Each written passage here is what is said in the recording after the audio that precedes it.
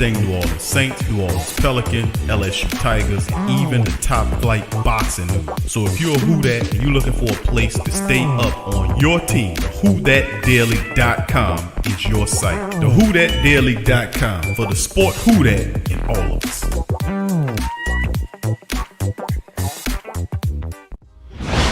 Big Q from the Sports Coma. Much love to the family members. Appreciate y'all. The PRO Media Network is back at it again. Last year we gave away several PS4s and games. So this year we're raffling off a PS5. To enter for your chance to win, simply click the link below and fill out all the necessary information to be eligible. Sign up for the raffle. It's $25 to enter. You gain an opportunity to win a system, the PS5 system. Like I said, it's a one remote and everything in it that goes with the full system. These things are hard to come by. It could be yours. Into the raffle today, $25 get you in. There's also a deal when you buy more than one ticket to up your chances of winning. Jump in there. It also benefits the platform as well. So feel free to sign up for the first annual PS5 raffle from the Pro Media Network. Thank you for participating and much love. Big ups to you. Who that say they gon' beat them Saints? Who that? Who that? Who that say they gon' beat them Saints? Who that? Who that? Who that say they gon' beat them Saints? Who that? Yeah. Well, all right. Like you always say, welcome, welcome, welcome. Number one sports talking D. We ain't like the Falcons, we won't blow the lead. Look, all we talk is who that, who got cut and who back. Rookies in the vets, players you should look at. It's the Sports Coma, you don't wanna miss it. Got the pre-game, party, post-game statistics. Get a visit from Sway, maybe DC or 5. It's the hottest thing smoking, Big Q and the guys. Go to YouTube Live, make sure you subscribe. Interviews inside the Saints locker room high. Talk to Drew, Jordan, Zach, Peyton, New Orleans, Who Dat Nation. Best believe when I say we bleed gold and black. Ain't a miracle or rivalry could ever hold us back. No, Beastquake, Bounty Gate, let the truth be told. It's the Sports Coma, all we know is Saints Super Bowl. Yeah. You're listening to the Sports Coma with Big Q and the guys on the PRO Media Network.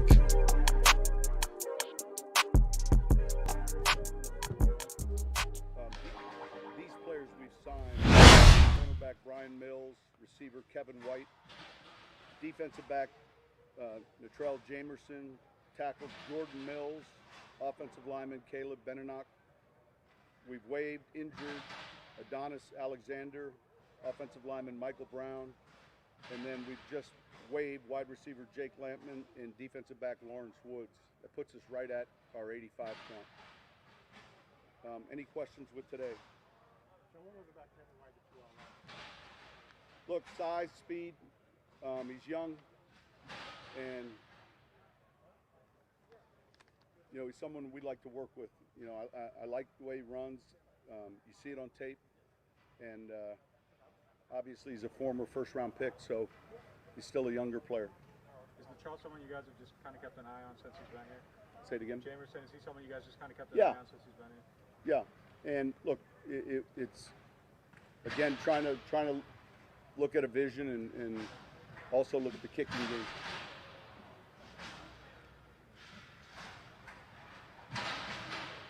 What was your area of focus? I saw you coaching up the wide receivers today. What was So today's install was additional heavier personnel on first and second down.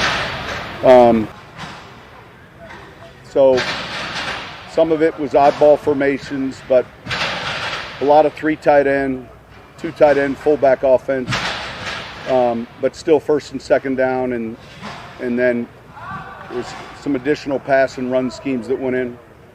We got a lot of red zone work, third down work, and then, you know, we just got to keep grinding on the 2-minute end of half and end of game situations. So the receivers coming through and detail-wise, like. Yeah, listen, it's a good group. I thought today was a good day for them. On that first bootleg that Vaughn defended in the preseason game. I think it might have only been the second or third play of the game. Is that kind of just that play was kind of emblematic of his growth he's made in the last? Definitely. You got to remember he was an on-the-ball player at Wisconsin. So he's an on-the-ball kind of outside backer, rush type player. And now he's playing more in a stack, in a true linebacker position, different than what he knew and what he became comfortable with in college. So it was brought up in the meeting. We've seen definite growth with him in that role, and that was our vision when we drafted him. Sean, have you seen growth from Ken Crawley just in his ability to get I think back on the ball? so. I think so. He can run. He made a play today where it was a crossing route across the formation, and so his speed I think serves him well, and certainly his experience now. He's taking advantage of his snaps. What are some of the keys, just like getting better at ball recognition? Well, down the field, sometimes a lot of corners,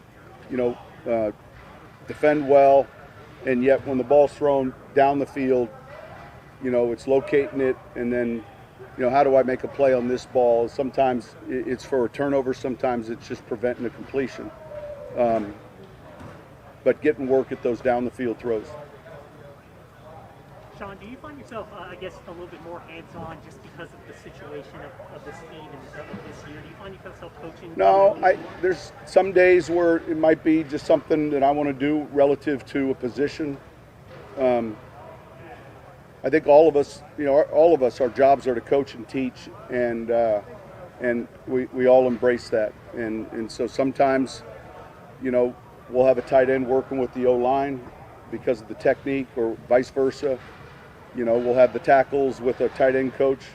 So there's some cross teaching, and then as the head coach, you're trying to pay attention to everyone. That's Coach Payton.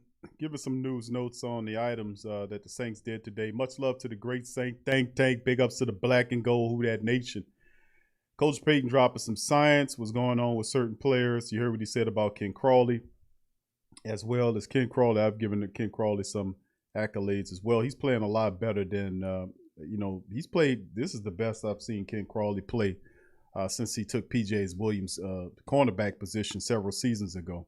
And a lot of this cornerback play, uptick cornerback play from guys like that could be attributed to Coach Richard, as the DBs have a reason to be inspired. So big ups to the great Saint Think Tank as well. Much love to you guys. Appreciate you being here. Sorry about the audio on that. It was a little low.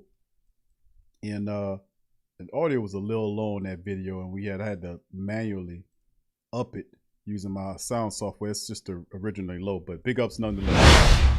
All right, big ups to the family. Welcome, welcome, welcome. You're now rocking with the Sports Coma with Big Q and the guys, where we have intense, entertaining, educating, and enlightening sport talk from your favorite sports family. I'm Big Q, the host, and you're the Who Dat Nation, the Black and Gold Nation, baby, the great Saint Think Tank, and I salute you. Much love to the family. I appreciate you guys being in the chat, as this one is called TSC Saints Announce a long list of roster moves, and they signed multiple free agents today. And we'll go over all of it today and cover the waterfront in terms of who we picked up and who we got rid of. Now, of course, Coach Payton alluded to some of those names, and we'll go over it again because it was kind of low, and I'll just brief the family. So big ups to the great Saint Think Tank. Please feel free to hit the like button, hit the subscribe button if you're not a subscriber, and please feel free to share the show's link on your social media feed. So without further ado, we'll get into it. Torrey Shepard Sr., who that to you? Big ups to you. Jerry Poor Jr., the OG, who that to you? Tim Smith, who that to you? Much love. Big ups to Robert Clark, who that to you as well. All right, who else we got? Darrell, what's up, Darrell? Who that to you, fam? Gabriel Thomas, who that to you? What's up, fam? All right, Gabriel Fernando, who that to you, fam? Appreciate you. All right, last say, brother Tyrese is in the building. Who that to you? Devin Frank's in the building. Who that to you? Clint is in the building. What's up, Clint? Who that to you? Kevin McKnight. What's up, Kevin? Who that to you? Brian Pearson. What's up, Brian? Who that to you? Lavelle Brown. What's up, Lavelle? Who that to you? B Jizzle. What's up, my boy? B Jizzle in the building. Who that to you, fam? Be Kind is in the building. Big ups to Be Kind as well. Big ups to the rest of the family members as well in this joint. What's up, Adrian? Who that to the Queens? Is also much love to my Sports Coma Queens. Troy Thompson, who that to you? Bobby Walker, who that to you? Brother Pat Rich, who that to you? Uncle Paulie, who that to you? The great Saint Think Tank historian as well. Big ups to you. True Louisianimal, who that to you? Brother Derek, who that to you? Rudy, what's up, Rudy? Who that to you? All right, who else we got chiming in? All right, try to get through everybody. What's up, Charles? Who that to you? Tragic's in the building. Who that to you as well? And big ups to the rest of the fam. What's up, Roderick? Who that to you, fam? Much love. I agree. And to the family that didn't hear that name, give me a who that, and I got you, baby. Nola Nerd, who that to you, fam? Much love. Appreciate you, Nola Nerd. Big ups to you, fam. Much love. All right, fam. So you heard Coach Payton breaking some stuff down. We also had a familiar face to return to the black and gold. We'll cover that. Brian says, make sure you bring your paper when you go to the practice tomorrow. Jared Paul, who that? Okay, so they asked you for that. All right, Damien, who that to you, brother Damien? Brother Phillip, who that to you? All right, big ups to you. Sylvian, who that to you? Kevin Conley, who that to you? Much love to the fam. Appreciate you guys. Hit the like button for me, family. Much love to that. Now, I don't know if they saying you got to bring that for, Brian's bringing that here. I was reading articles on that for the Saints games. For the practice, I don't know about that. For the practice, I'm going to have to look that up as well. So without further ado, family, let's get into some of this stuff we're going to cover with the Saints today. A bevy of different news, notes, and roster announcements that the Saints did today. And we're going to cover it here. As you can see, the Saints signed 5 players and got rid of some people so they can stay at that roster limit. So this is official release from NewOrleansSaints.com. The New Orleans Saints announced that they have signed free agent cornerback Brian Mills, defensive back Natrell Jamerson, wide receiver Kevin White, offensive lineman Jordan Mills, offensive lineman Caleb Bennock. Now they also waived Jake Lampman, so I guess the light went out on him. I told you Jake Lampman was dropping passes and he dropped one in the preseason matchup. He was dropping passes in practice, and when you're an undersized guy like Lampman, you got to catch everything thrown to you. They cut him. They also waived Lawrence Woods for the second time again. He was making plays. They waived him again. And, of course, waived injured defensive back Adonis Alexander, who they picked up from the Washington football team, and then also offensive lineman Michael Brown. And the announcements were made by Saints executive vice president / general manager. You know the name.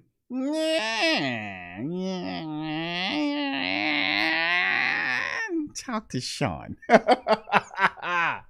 All right, what's up, Daniel? Thank you, fam, for becoming a pro star and joining the YouTube family. Much love to Daniel Williams. Appreciate you, my friend. Big ups to you. All right, thank you to the rest of the fam, Saints 01, and the rest of the fam. Appreciate y'all, man. Thank you, Daniel. Much love to you, fam. All right. So, yeah, Daniel, as well, as you can see, laddie daddy. I'm laddie daddy. So, I mean, big ups. But, yeah, Swag fam, what's up, fam? Yeah, old Mickey sounding in charge. I mean, I guess he announcing it. Yeah. Talk to Sean. Old Mickey. All right, Mills, man. Let's get the who these guys? Who the hell are these guys, Q? All right, Brian Mills, 6'2", 180-pound cornerback, signed with the Seattle Seahawks this offseason as an undrafted free agent out of North Carolina Central. In his lone season in Durham in 2019, the Palmdale, California native appeared in 12 games with 10 starts, accounting for 22 tackles, 17 solo, a split sack, and ranked second in the Mid-Eastern Atlantic Conference with 13 passes defended, 5 interceptions, 8 pass breakups. That's pretty good size for Mills, to be honest with you, fam. You know what I'm saying? What's up, JT? Big ups to you. What's up, Clarence? Who that to you? What's up, Lori? Who that to Lori? Much love to the Queens, man. Much love to the Sports Coma Queens. What's up, Benny? Big ups to you, fam. Yeah, that's good size for this guy, man. I'm going to be looking at him. 6'2", 180 pounds is not bad.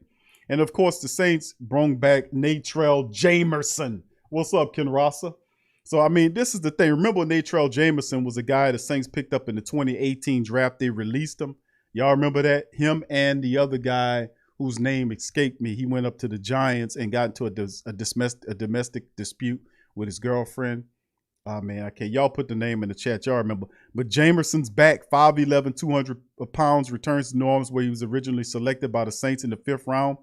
In 3 seasons with Houston, Green Bay, and Carolina, Jamerson has appeared in 21 games, recorded 6 solo tackles, 1 pass defense, 7 special team stops, and the Florida native appeared in 4 regular season games for Carolina in 2020, yet to get an interception at this stage of his development. But Jamerson is the guy with that speed. He also has kick return, punt return applications. The Saints were, remember, Natrell Jamerson was a guy that was playing safety, and I think the Saints tried to convert him to cornerback. It didn't work out. But bringing Natrell back home, it'll be interesting to see if he sticks and stays. Of course, Mills and Jamerson are the defensive backs the Saints brought in to kind of help the secondary out. We'll see if any of them have any sticking power.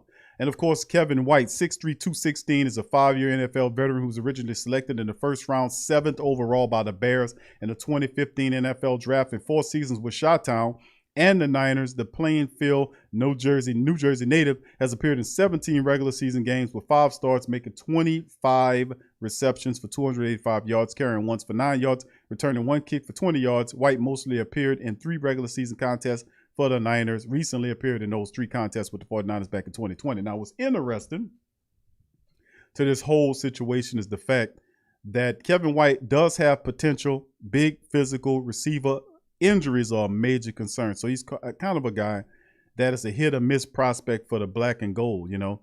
And, of course, we look at another Mills, and this other Mills is a man, is an offensive lineman, Jordan Mills, who the Saints are bringing in. Now, he's 6'5", 316, was originally a 5th-round draft choice, 163rd overall by the Bears in 2013 draft, and a 7-year NFL veteran, has appeared in 90 regular season games with 84 starts at right tackle. So he has some starting. This is positive at right tackle, as well as a one start at the right tackle in postseason. Thibodeau he's a Thibodeau native, so he's a hometown kid coming back. Pretty cool. Louisiana Tech man, 34 starts, 29 at right tackle, 5 at left guard. Thank you and appreciate the family members for the super chat. Much love. And thank you, Terrence.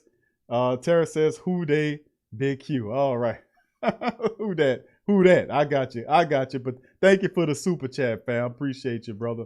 Much love to the family members on that. Thank you. All right. What's up, DeWright? Big ups to you. Chef the Flavor, big ups to you. What's up, fam? How y'all doing? I hope y'all having a splendid week. All right. And once again, thank you, Brother Terrence, for your super chat, my friend. Much love. All right. So Jordan Mills is a hometown kid. He's from Thibodeau. So he's not too far. Played at Law Tech. Has a lot of starting experience in the NFL. Good to see him come here, as that can help out as well. So the Saints kind of adding some veteran depth there. And, of course, remember they got Sweezy there that they picked up from Seattle with a lot of starting experience as well. So the Saints kind of reaching to their offensive line and kind of trusting veterans. Mills is a 7-year veteran with a lot of starting experience. Now going to Binnock, which is a 6'5", 305-pound offensive line, was originally selected in the 5th round, 148th overall by the Bucks in 2016's draft, and 4th season with the Bucks. Binnock appeared in 35 games with 22 starts at left tackle, right tackle, and right guard. Now he's a Nigerian native. He started all 16 regular season games for the Buccaneers at right guard in 2018. So some starting experience as well to some of these guys. So like I said, once again, to talk about who the Saints signed, Brian Mills, who's a 6'2", 180-pound cornerback to help the Saints in the secondary. Natrell Jamerson, our former 5th-round draft pick out of the University of Wisconsin back in 2018's draft. And I really was kind of upset about it. I'm happy they brought Natrell Jamerson back. I thought the Saints didn't do him well. They just kind of got rid of the kid. And I'm glad Coach Payton said, you know what, let's try it. After him running around doing what he do, let's bring Natrell back. What's up, Dr. Key? Big ups to Dr. Key, Tyrone Jones, who that to y'all. Appreciate both of you being here as well. Hit the like button, family. Of course, the other, and that's 2 guys in the secondary. Jamerson's 5'11", 200 pounds, and has a lot of speed. Mills 6'2", 180. So they bringing some cornerbacks there to help out the secondary. And, of course, White is a wide receiver that'll help out because the Saints did get rid of Jake Lampman, a wide receiver, to help and see if Kevin Johnson can stick and stay. Big receiver, 6'3", 216, has decent speed as well. Injuries have been a major problem with Kevin White, man. Big problem with him. The kid can't stay healthy. Hopefully his luck changes with the black and gold. His fortunes change with the black and gold as he stays healthy. If he can remain healthy, he could be quite the weapon for the Saints offense moving forward. And, of course, 2 offensive linemen the Saints picked up on named Jordan Mills, a hometown kid out of Thibodeau, who's coming with a lot of starting experience, 7-year veteran offensive lineman.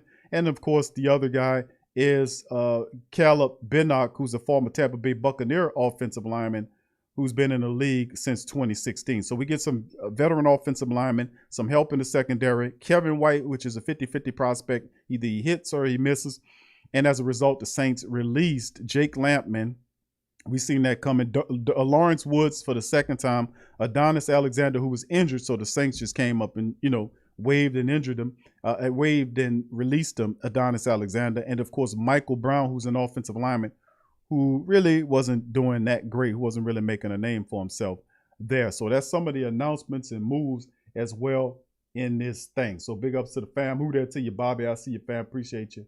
Devin and the rest of the fam. So with that being said, we're going to move into the next article, which is covering day 16. Who that to you, RG? Big ups, fam.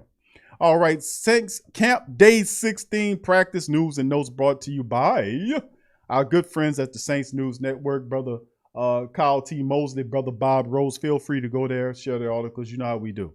Anybody we read from here, I like to try to give them some pub and tell the family members to go ahead on and share the articles, Big ups to John Hendricks and the family members dropping the observation. The Saints had a second straight indoor practice on Wednesday as they are just a little bit closer to their Monday night meeting with the Jaguars in preseason game number 2.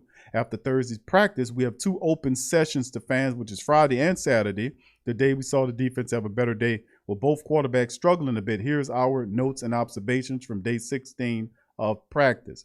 Now, attendance and transactions, a lot of roster movement here for the Saints today. Among those missing included Will Lutz, Tommy Lee Lewis, Jake Lampman, Alex Armand, Elvin Kamara, Will Clapp, Mike Brown, Ryan Ramczyk, Pete Werner, Kavari Russell, who was put on the C-19 list, Lawrence Woods, Adonis Alexander, Marcus Davenport, and Peyton Turner. Of course, we just read to you why some of these guys was missing, in particular Jake Lampman, Mike Brown, Lawrence Woods, and Adonis Alexander. Those guys were released. Now, this is the second straight practice we haven't seen Ramczyk or Armand. Hopefully, there's nothing. However, we'll continue to monitor it.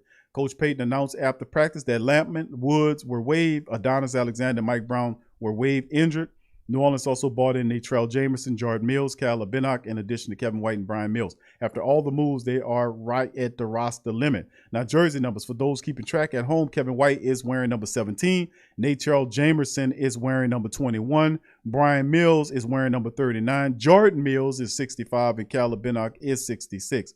Now, looking at the quarterback teaser, both Winston and Hill had their fair share of struggles on the day. And it was Winston who looked a little better in the early stages of practice, but the overall edge likely went to Hill. Hill was the start of the day for chart's sake in the 7-on-7 period. Hill was 3 of 7. Winston was 5 of 8 for the 11-on-11 drills. Hill finished 5 of 8. Winston was 6 of 11. Both quarterbacks drew picks, and Hill's coming in the end of the game situation. Winston's in the red zone. Now, starting rotation notes, with Kamara and Ramczyk being the most notable players being out on the day, this is where the offense rolled with Taysom, Latavius, Sutton Smith there, and then, of course, Marquez Callaway, Quan Baker. How about that look?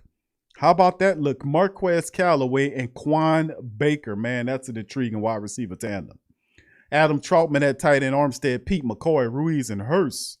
No Saints rotating ton of familiar faces for the offense, which were mainly Juwan Johnson, Nick Vannett, Deontay Harris, LaJordan Humphrey, Aesop Winston, Traquan Smith, Devonta Freeman, and Chris Hogan.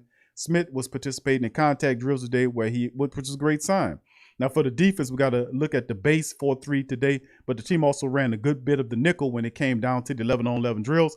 Cam the Man, Jordan, Carl Granderson, Jalen Dalton, Malcolm Roach, Quan Alexander, Demario Davis, Caden Alexander, Ken Crawley before you walk it, Marshawn, Laddie Daddy Lattimore, Malcolm Jenkins, and Marcus Williams. Sub notes, tons of player rotations in that defense, which included Chauncey Gardner-Johnson, P.J. Williams, the handshake coordinator, Zach Bourne, Andrew Dowell, Christian Ringo, and Albert Huggins. One-on-one charting, Winston and Book handled all the one-on-one throws today for the receivers and cornerbacks. Here's how the matchups look with each respective passer, as well as the result and route. Now, Jameis was 11 of 14. Callaway versus Crawley, complete, of course. Hogan versus Poole, complete, and that's a slot. Aesop Winston versus Pale Grant Haley, complete touchdown, deep right sideline. Deontay Harris versus Chauncey Gardner-Johnson, complete for a touchdown. Deep right, Johnson slipped at the beginning. Ty Montgomery versus Paulson Depot, incomplete as the Depot keeps on stepping up. Kevin White versus Brian Mills, complete. Touchdown, deep right sideline. That don't look good for Brian Mills. He just got here. Quan Baker versus Natrell Jamerson, complete inside short. Good jab by Baker to shrug off the tight coverage. LeJardan Humphrey versus Brian Poole, incomplete. Callaway versus Jamerson, complete on the inside route. Mid. Deontay Harris versus Chauncey Gardner-Johnson, complete for touchdown. Deep left, Chauncey Gardner-Johnson went for the bump, but Harris juked him and left him in the dust. Kevin White versus Brian Poole, complete. Deep middle route. LeJardan Humphrey versus Paulson Depot, incomplete. Ty Montgomery versus Natrell Jamerson, complete. Sideline left comeback route. Chris Hogan versus Chauncey Gardner-Johnson, complete. Johnson was having a rough day. Deep sideline left, great throw by Winston, and a stutter step by Hogan helped him out. He juggled the catch, but secured it and made it. So tough day for Chauncey Gardner-Johnson as it appears. In book 1 of 4, Winsop versus Pale Grant Haley, complete. Chris Hogan versus Chauncey, no play. All right, Ty versus Ken Crawley before you walk it, incomplete. Quan Baker versus Paulson Depot, incomplete. Aesop Winston versus Pale Grant, incomplete. Rhythm and flow observations. As we mentioned before, the Saints were practicing indoors again. The offense was in their white jerseys again, and the flow was relatively familiar, but the drills were different, baby. The receivers and quarterbacks were working together on route concepts, which focused a lot on making cuts inside. The tight ends were working with blocking pads, focusing on getting off the block and then turning around for the quick throw. The offensive line continued doing mainly one-on-one work while the running backs were working on blitz pickups. The defensive backs got some work with motion and rub routes while the linebackers were working on motion with lane assignments. The defensive ends were working with Brian Young mainly, while the defensive tackles worked on leverage and 2-on-1 drills with Ryan Nielsen. We had a period of one-on-one work followed by some basic 11-on-11 reps with all the quarterbacks. The focus then shifted to some simulated punt return work in which the team put emphasis on each phase and side. What I mean by that is that you had the right side of a gunner versus jammers followed by focus on inside rush and protection, then moving out to the left side of the gunner versus jammers. Afterwards, there was some 7-on-7 work, which at times included extra defender in the mix who simulated rushing the quarterback. We then saw another period of 11-on-11 dribbles, followed by more punt return simulations that moved to red zone 11-on-11 work. After a small rotation of tackle dummy, low pad tip work, and one-on-one wrap-ups between the linebackers and defensive backs and wide receivers and tight ends, practice concluded with an end-of-game simulation and both quarterbacks getting an opportunity with 33 seconds left and no timeouts. 7-on-7 notes. Taysom went 2 of 4 and 1 of 1 in respective 2 series, while Jameis went 2 for 4 and 3 of 4 in his series. Ken Crawley before you walk it broke up a shallow crosser intended for Callaway on the first play, but connected the next 2 to Traquan on the inside route and Tony Jones Jr. on a wheel route. The last pass went out of bounds and was overthrown, intended for Chris Progan, who they call Hogan. Hill's second series saw him work inside the 25-yard line. New Orleans moved the ball up several yard increments as each play was ran. He hit on his first pass to Humphrey for a short game over the middle, but wasn't able to get on the next 3. The first incompletion was a wheel route to Dwayne Washington in the end zone, while the next was a short throw intended for Juwan Johnson in the end zone. The final throw went out of the end zone that was intended for Deontay Harris. Now, Winston's first series had him find Ty Montgomery and Josh Peterson. The second pass was incomplete to Humphreys, which was a drop, while the final pass was a curl route intended for Quan Baker that was dropped. Chase Hansen did a good job making contact to ensure it didn't get where it needed to go. Now, his second series is where he shined and put some distance between him and Hill. Winston missed the first throw to Baker in the middle of the end zone as it was overthrown. However, he came back to hit a small inside curl to Aesop Winston Jr. and then hit 2 touchdowns in a row, one to Peterson and in the corner and the other one to Troutman in the middle. Now, at 11-on-11 notes, the first series for Hill saw the Saints offense run 6 plays, and he went 3 of 3 on it. He did a nice job booting right to Callaway on an intermediate crossing route, while his second pass was actually tipped by Passanio at the line of scrimmage and caught by Troutman for a loss on the play-action boot. His third pass connected to Ethan Wolf on an intermediate sideline grab. The 3 running plays, which first, third, and sixth plays, saw Cam Jordan stuff the first one, Devonta Freeman get to the second level of the right side, and Latavius Murray getting stopped by Chase Hansen. Now, Jameis Winston went 2 of 3 on his first series, and his lone incompletion actually hit Easop Winston in the helmet on a slant route. It was as if he wasn't ready, expecting it, or paying attention. Now, Winston's first pass connected with Jordan Humphrey on a rollout to the right, and his second pass was a nice intermediate throw to Quan Baker. The 2 runs went for minimal gains, second and third play of that. Now, in the red zone work, Hill and Winston both went 2 of 4. Hill's series saw him unable to connect with Tony Jones Jr. on that wheel route in the end zone for the first attempt, while Murray was plugged up for a small gain on the second down by Roach and Andrew Dowell. On third down, Hill found Chris Hogan on the intermediate hookup inside. He found him again on the inside curl to the 5-yard line. However, Hill couldn't get them in the end zone. He had Dwayne Washington drop on the right side. Then he was sacked by Caden Ellis on the play action. No one was open. Winston's series saw him get picked off by Brian Poole near the goal line on his first pass attempt, while he hit the next 2 on a short route to the flat and intermediate, one to Dwayne Washington that got him to the 5-yard line. Winston's last pass saw him try for Callaway in the middle of the end zone, and he was popped by Pale Grant Haley and that old handshake coordinator, P.J. Williams. Now, for the final drill, Hill got 2 plays with 33 seconds on the clock. His first one saw him scramble for a nice gain. On that play, Cam was pressuring, and Cesar Ruiz did an excellent job of getting out in front of Hill as the lead blocker. However, the drive ended with Hill throwing a deep ball intended for Callaway, and Marcus Williams read it perfectly to pick it off.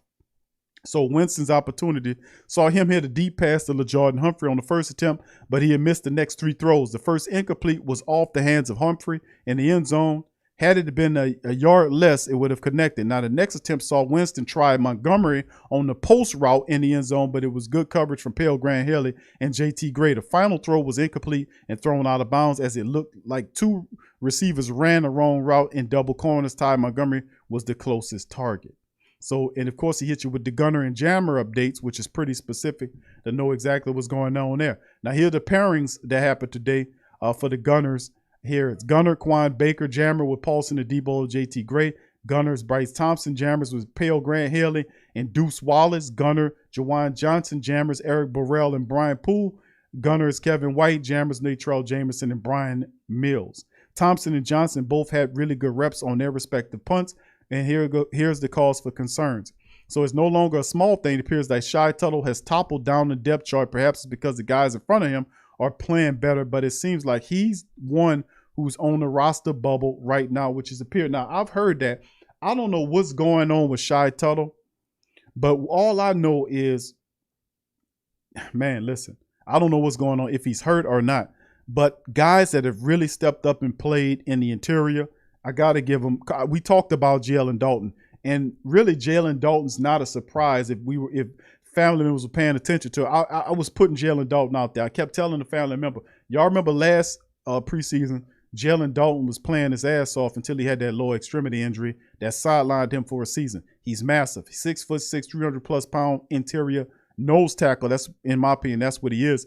And he is just incredibly strong. He's not, he kind of raw, but he has good concept on what he need to do. So, I mean, he's an undrafted guy, and he feels in night. Also, Christian Ringo has really stepped up here and done some things. So, I mean, there has some guys that we really wasn't anticipating stepping up, doing some things, or really stepping up and handling some business. Even Huggins has showed that's been stepping up and doing this thing. So it's very intriguing about Shy Tuttle. Really surprised up to this point. One of the biggest surprises right now is Shy Tuttle. Where he is, I don't know if he's injured or not. It's just not him.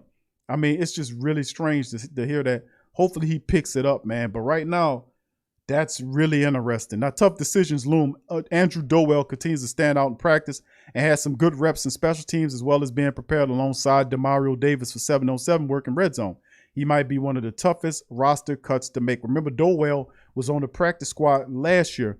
He's playing his ass off this year. Chase Hansen is playing really well. Zach Barnes played really well up to this point behind Demario Davis. Pete Werder looking good. So the competition's stiff. Could Caden Ellis be the guy, the last man out? And even though Caden stepped up and played pretty decently in the preseason game, Dowell has been outshining him. So whether Coach Payton goes with Ellis or Dowell, that'll be intriguing. Pass rush specialist David Onyemata was with the defensive ends today for all practice, and that's where he's been getting some extensive work. Perhaps versatility is the emphasis, but he looks really good off the edge when he gets done with his suspension. You'll be interested to see how the Saints use him. And this is not a surprise.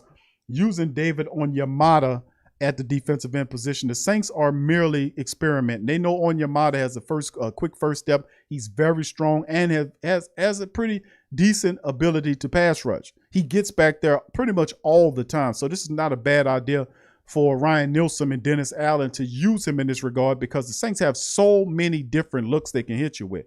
Peyton Turner, even though Peyton Turner hasn't played the last several days in practice, when he finally gets ready to go, that'll be intriguing to see how the Saints mix him and Carl Granderson and other players into the mix to see how they get going. So we'll see that.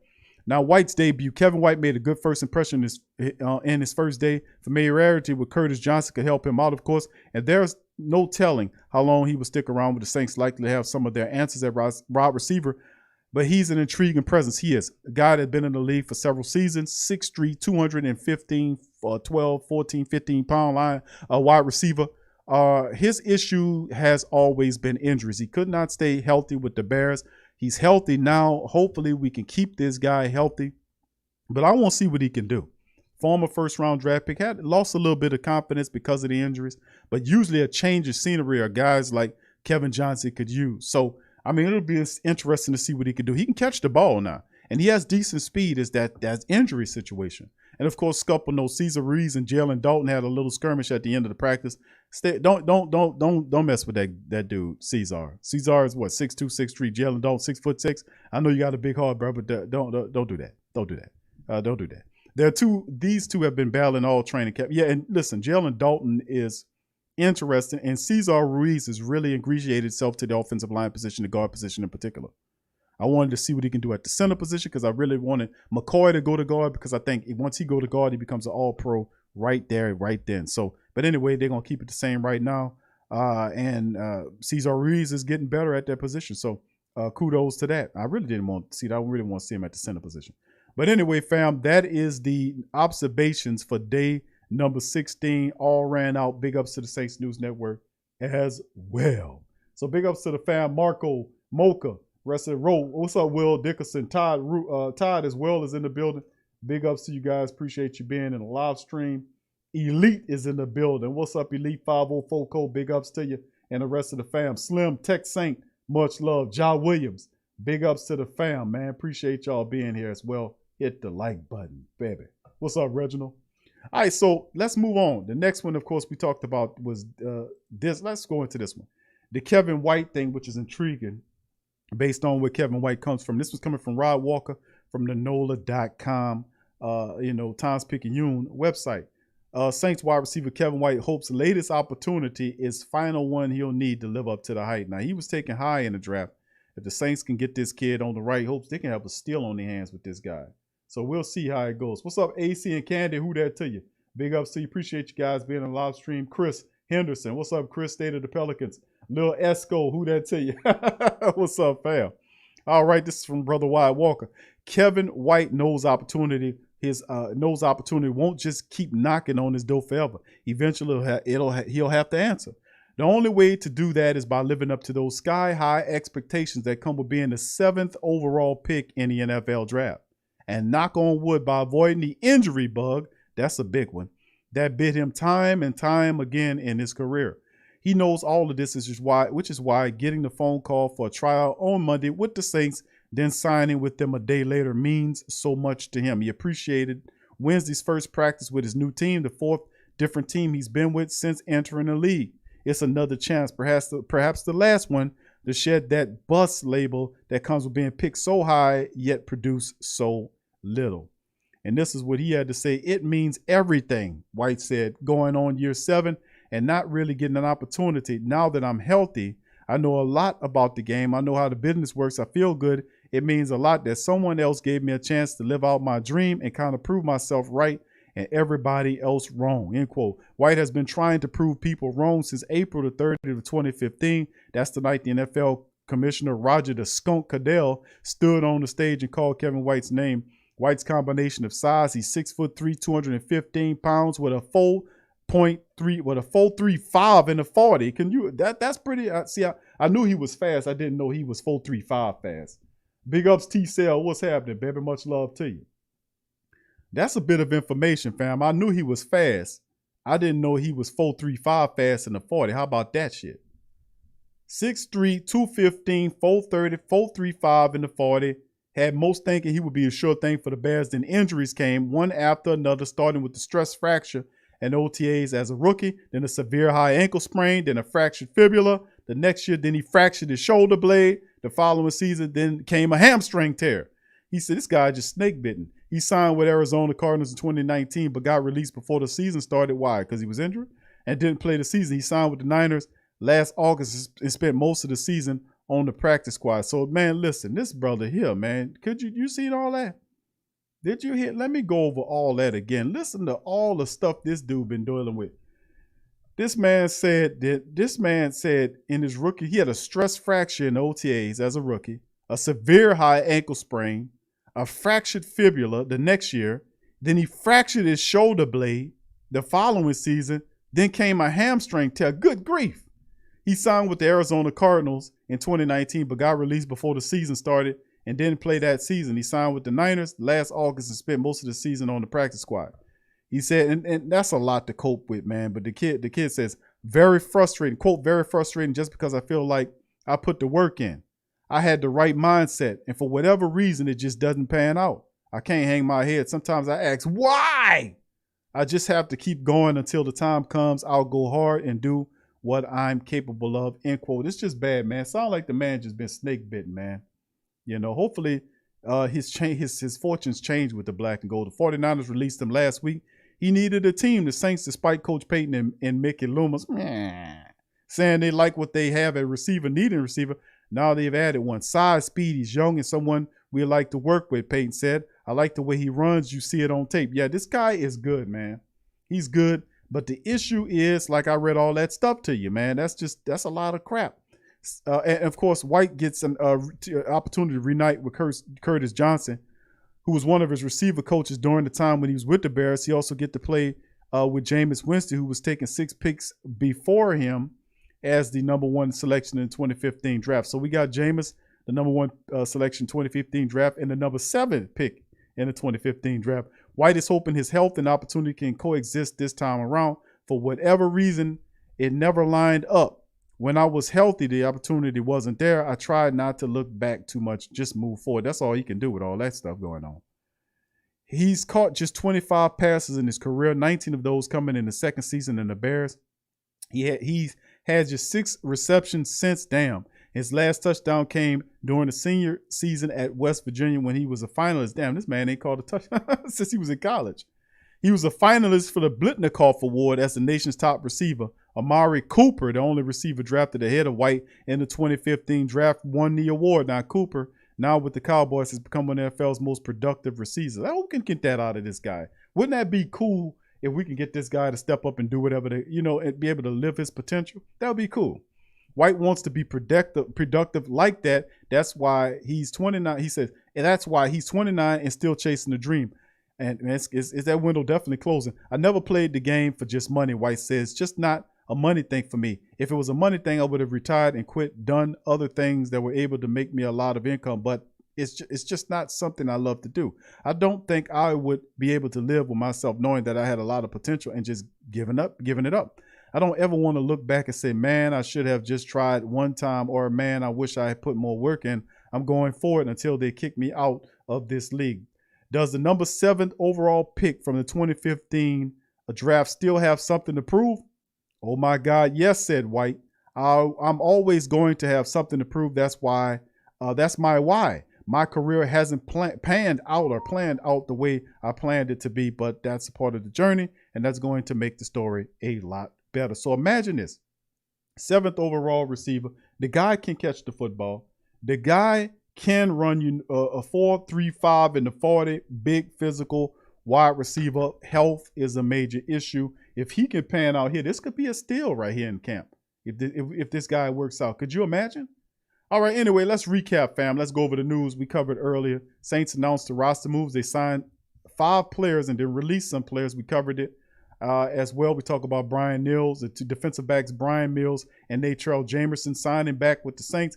Wide receiver Kevin White was officially announced. Offensive lineman Jordan Mills and Caleb Binnock will also sign, and they waived wide receiver Jake Lampman, defensive back Lawrence Woods for the second time, Adonis Alexander, Michael Brown are gone, and the Saints added these guys as well. Of course, we went over the day 16 practice notes as well. And of course, we went and talked about the article from Kevin White. Just give a little backdrop on Kevin White. I thought it was very interesting, his background and all the stuff that this man had to got to. It could be a steal if he could keep healthy, man. DLP, big ups to you, fam. Appreciate you. T Dirty is in the building as well. Much love to the fam. All right, appreciate the fam. Over 100 of us in here. Please hit the like button, fam. Help your boy out. Swag fam, big ups to the rest of the fam. All right, Elmo, what's up, Elmo? Big ups to you, fam. Appreciate you being in the live stream as well. What's up, Mac McDowell in the building? What's up, Mac? Big ups to you, fam. Appreciate you. All right, fam. So let's bounce back. So as you can see, fam, a lot going on in the black and gold building, man.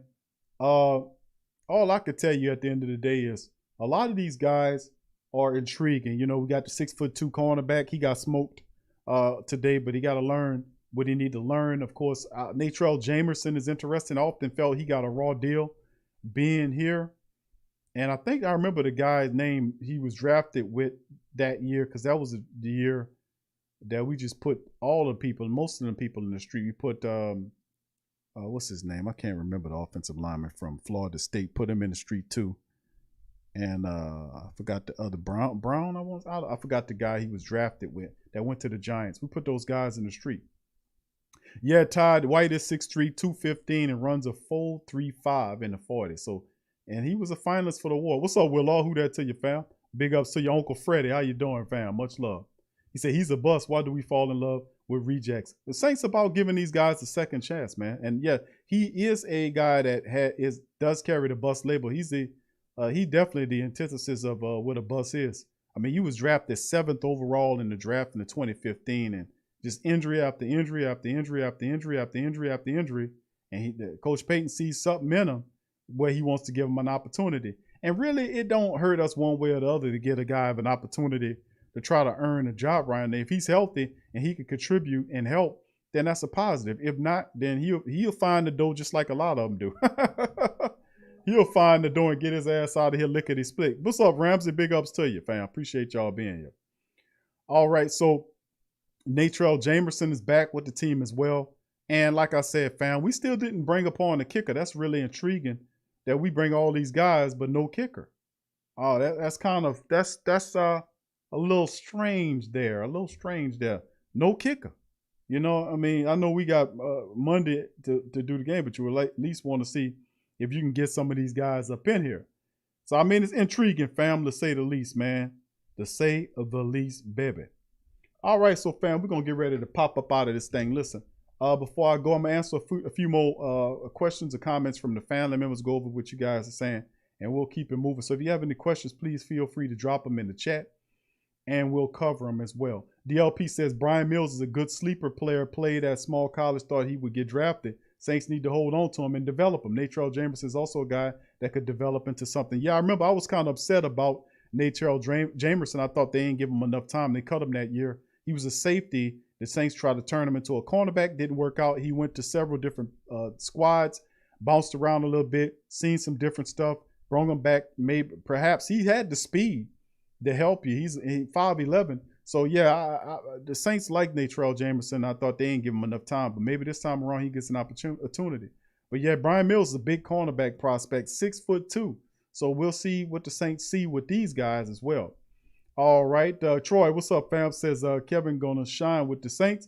DLP says White is long shot at this point. Talent is good, but, yeah, I know that's the sticking point about Kevin White is that, listen, the guy can play football, man. I mean, he could play football. If you go back and look at his tape, he could play football. That's not been a problem. The problem with him is his body. It keeps breaking down year after year. And like I said, it don't really hurt us nothing. We probably got this guy working for a super cheap. He on a super cheap contract with the black and gold. Don't hurt us one way or the other. If he shines and steps up and do what he's supposed to do, that's more force for the offense. But if not, we'll get rid of him and find somebody else that can contribute. But right now, Jake Lampman's out. Aesop Winston stepping up. And the rest of them guys getting a lot of opportunity. So it's intriguing to see the least. All right, Uncle. Yeah, so big ups to the family members as well. Saint 01 said, if he can make our roster stay healthy, he could be a huge target. I know 6'3", 215, 4.35 in the 40. I mean, and he's healthy, injury. He ain't hurt right now. So he ain't hurt right now. So why not, man, in Coach Payton's offense, man, wide receiver got his head turned on straight. He going to shine. Just catch the goddamn ball when it come to you. You know what I'm saying? All right. Thank you for that, Saint 01. All right. Big ups to the rest of the fam. Slim says, I'd rather Golden Tate. Seth says he may have been a bust, but you don't get drafted at number 7 for no reason. Yeah, he was a player, man. I remember watching that kid play. He was a player. It's just like you said, his body didn't hold up, but he's healthy now. Kevin Conley says Louisiana Tech, Boston Scott. That's right, Kevin. The same year with Bo Scott was Jameson and Kaman Moore. I want to say the man it's starting to pop up with me. Kaman Moore, I think his name was. He went up. They released both him and he went up to the Giants and got released. He got in a fight or something. Some terrible shit he did up there. Mac McDowell says, whatever happened to Garrett Hartley? Bring him out of retirement to kick. Hartley was actually crazy part. You mentioned that we were at Saints camp. At the Saints camp a week or so ago, and Garrett Hartley was there signing autographs there. So he was at the camp. So yeah, he's around somewhere. So it's weird that you mention that, Mac. All right. T Dirty says all these unknowns, we might as well go out and get the Geico lizard too. Yeah, that's good. And I thought about that same though. One Cooney could be kicking for us, yeah, because he damn sure ain't gonna make it as a punter. Hey, Cooney, you want a job as a kicker? Hell yeah. He damn sure ain't Blake Gilligan got that wrapped up, man. He got that wrap, bro. That's a burrito, that's a fajita, that's a wrap right there. So, Cooney, that's a good point. I was thinking about that. I said that before the show. I was like, man, that's intriguing. Coach Payton didn't bring on the kicker. And I'm thinking to myself, that's got to be, Nolan Cooney, because he's not going to make it as a punter. Try out for the kicker. Why not? You can kick it. So you might as well. So, me and you had the same thoughts, Saint 01. Thank you for that. What's up, Randolph? He said the punter will kick field goals Monday night. Thank you. All right. Thank you, Randolph. All right. So, it's any kind of way for him to make the team, I guess, right? And if he does well, I guess that's something you don't have to worry about doing because he damn sure ain't going to make it as a punter. Blake Gilligan got that wrapped up. Swag says Coach Payton is notorious for turning lumps of coal into diamonds. Yeah, unknown players, bro. Listen, that's the beauty of the black and gold building, fam. Is that, you can take an undrafted player or a player that failed somewhere else and bring them down here and they have big success, man. Because whatever they were doing up there, they was missing a key ingredient. They come down here and they help the Saints win. We do have guys that have done that in the past. Uncle Freddie said, how many touchdowns does he have in 9 years? I don't think he have any touchdowns, Uncle Freddie. Let me check him out again and make sure. I don't think this guy has any touchdowns in the league. He missed so many games. Let me pull up his, let me look at his statistics. I don't think he has any touchdowns. Let me see. Let me check him out. I don't think this guy has, let me see. Let me see. Uncle Freddie asked the question.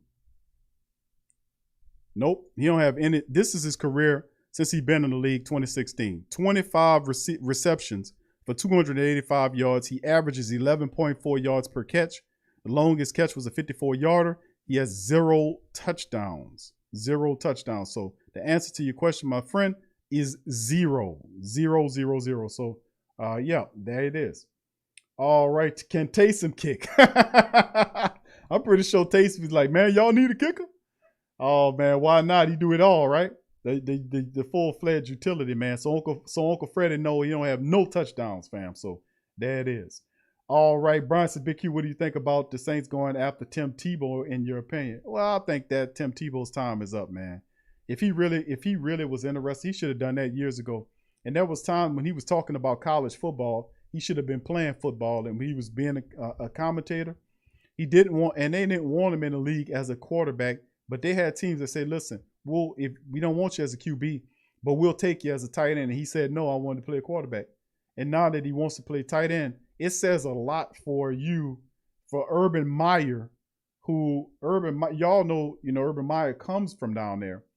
And Tim Tebow's there, and Urban Meyer cut him. And Urban Meyer's the coach of the Jaguars. For him to put Tim Tebow on the street says a lot about Tim Tebow being washed as a player. So he'll go creep his ass back up there and talk about college sports. They got his chest sitting up there waiting for him. So, Yeah, yep. No, it's just he should have been did that, man. He should have been did that. They were offering him jobs as a tight end. They didn't want him as a quarterback. I remember that, and he was like, "No, I don't want it. I'm a quarterback." And there you go. Ramsey said, "Hey Q, I've been hearing that we are looking at Baltimore's backup kicker." Well, I mean that's a rumor that's circulating around, but you never can tell. The Saints picked up, we got a kicker. Our current kicker, Will the Clutch Lutz from Baltimore, who he couldn't beat out one of the best in the business, which is Tucker in Baltimore. And Coach Payton actually talked about this. I played it a couple of years ago when they signed Will Lutz. He said Coach Harbaugh, who's good friends with Coach Payton, called him and told him, "I got somebody that you'd be interested in," and sent them to Coach Payton, and it's been a rap ever since. So I always had appreciated Coach Harbaugh doing that. He didn't have to do that. But prior to that, we had musical chairs at the kicker position, and Will Lutz brought that stability. Now, unfortunately, he's out with his injuries, but we'll see. But that's just a rumor circulating. But why not? Harbaugh could say, "Hey, you need another kicker," So I mean, we'll see. All right, JT says, "Q, I didn't see you on the show yesterday." Yeah, well, I mean, yesterday was Patreon Tuesday, and we did our Patreon show. So yeah, we're paid for our Patreon and YouTube membership family. Usually Tuesday are reserved for our lock content when we do Patreon Tuesday. And we did a pretty good show yesterday for our Patreon members. So thank you, JT. All right. Let's see. Randolph says our young punter will kick the field goal. Thank you.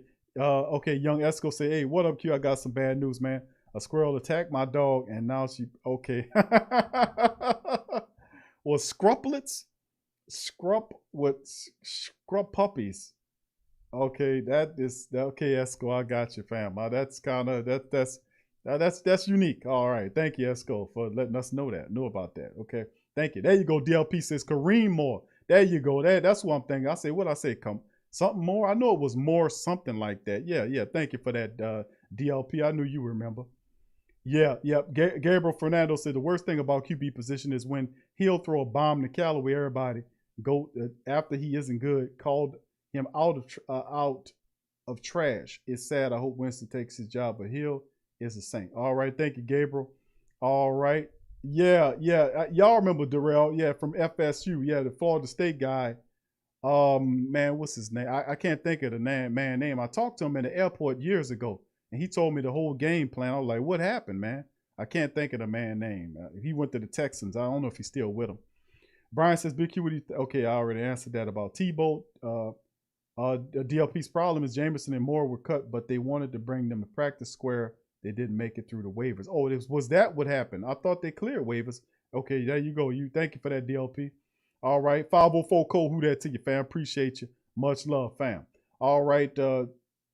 Yeah, I know. I just want them to succeed too. Yeah, I just want the team to succeed. T Dirty. Randolph says Shy Tuttle may be. Yeah, I know, bro. I just read about that, man. I don't know if Shy Tuttle is hurt or not, man.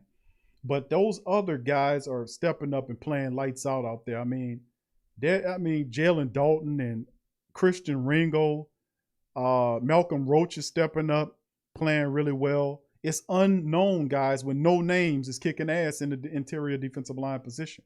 And it's guys that, people was talking about, and it was saying, yeah, these guys, we don't know what they can do. But Christian Ringo plays in and interior, and he has really been kicking ass in practice with him and Jalen Dalton. They look really good. Who was the other big guy I was talking? Huggins was stepping up, but they had the other big guy that was there as well. So, I mean, listen, man, let me tell you something. The Saints, man, they are solid. Now, I spoke about it. It's like, well, they wanted to see what the young defensive lineman could do. But if you think about what Ryan Nielsen does with those defensive linemen, man, it's like another level of how you get these guys in there and they play with chips on their shoulders like they're pissed off at the world. And you got a bunch of undrafted guys that nobody looked at, didn't thought they were going to do anything. And then you bring these guys in and say, listen, there go the quarterback, get his ass, So, I mean, you got Jalen Dalton, Christian Ringo. There's a Ringo. There is a Malcolm Roach. Huggins is another dude that's stepping up. Brunson. Now, don't forget Josiah Brunson is another dude that is kicking ass too. And Brunson, according to what I'm seeing, is Brunson is busting ass in camp, man. So, I mean, those guys are really stepping up. And, yeah, Shy Tuttle could be in trouble, man. Yeah, and I ain't mean to rhyme with that shit, But you're right. Shy Tuttle may be in trouble. So, I mean, hey, it is what it is. Daytrell, what's up, fans? Without the turnovers, we should have beat the Ravens by double digits. We should feel good about that game. I'm just saying we need to pay attention. Yeah, Daytrell, thank you for being here, fam. Much love to you. You're absolutely right. 6 turnovers, and you just barely lost by 3 stinking points. And you know what I'm saying? The Saints could have won. They were marching to score all goddamn game long. And each time they did it, you had Latavius Murray fumbling the ball. You had Tony Jones Jr. fumbling the ball. And those were drives that were really had some impact. And then the turnover just killed the drive. And, you'd had both of those drives. The Baltimore Ravens would have been an afterthought. Saints would have pinned their ears back and took them apart. So, I mean, yeah, we let Baltimore off the hook in that game. You're right, Daytrell. Who that to you? All right, Seth says Sean walks down the street after Mardi Gras and just grabs random dudes. Say, you want to play football? Yeah, Coach Pate, thank you. You got to have love for a guy that does that, though. Yeah, that believes in believes in the power of the undrafted man, the true underdog. What more other player could you look at in the NFL that's an undrafted player that's fighting an uphill battle? And Coach Payton look at him and say, that undrafted dude, come on over here. If you can play football, you can play for me. He got all kind of undrafted dudes on the team, all over the place. And those dudes bring a certain mean-ass mentality with them. So, big ups. Ice Cream Man, what's up, fam? Good to see you, fam. Hope everything going all right with you as well. Much love to you as well. Mitchell, big ups. He says, give me Garyon Conley already. I know, bro. I would expect Conley. I don't know if he's available or not. But, a lot of people are saying they would like to see Conley because he's friends of Lattimore. I don't know, man.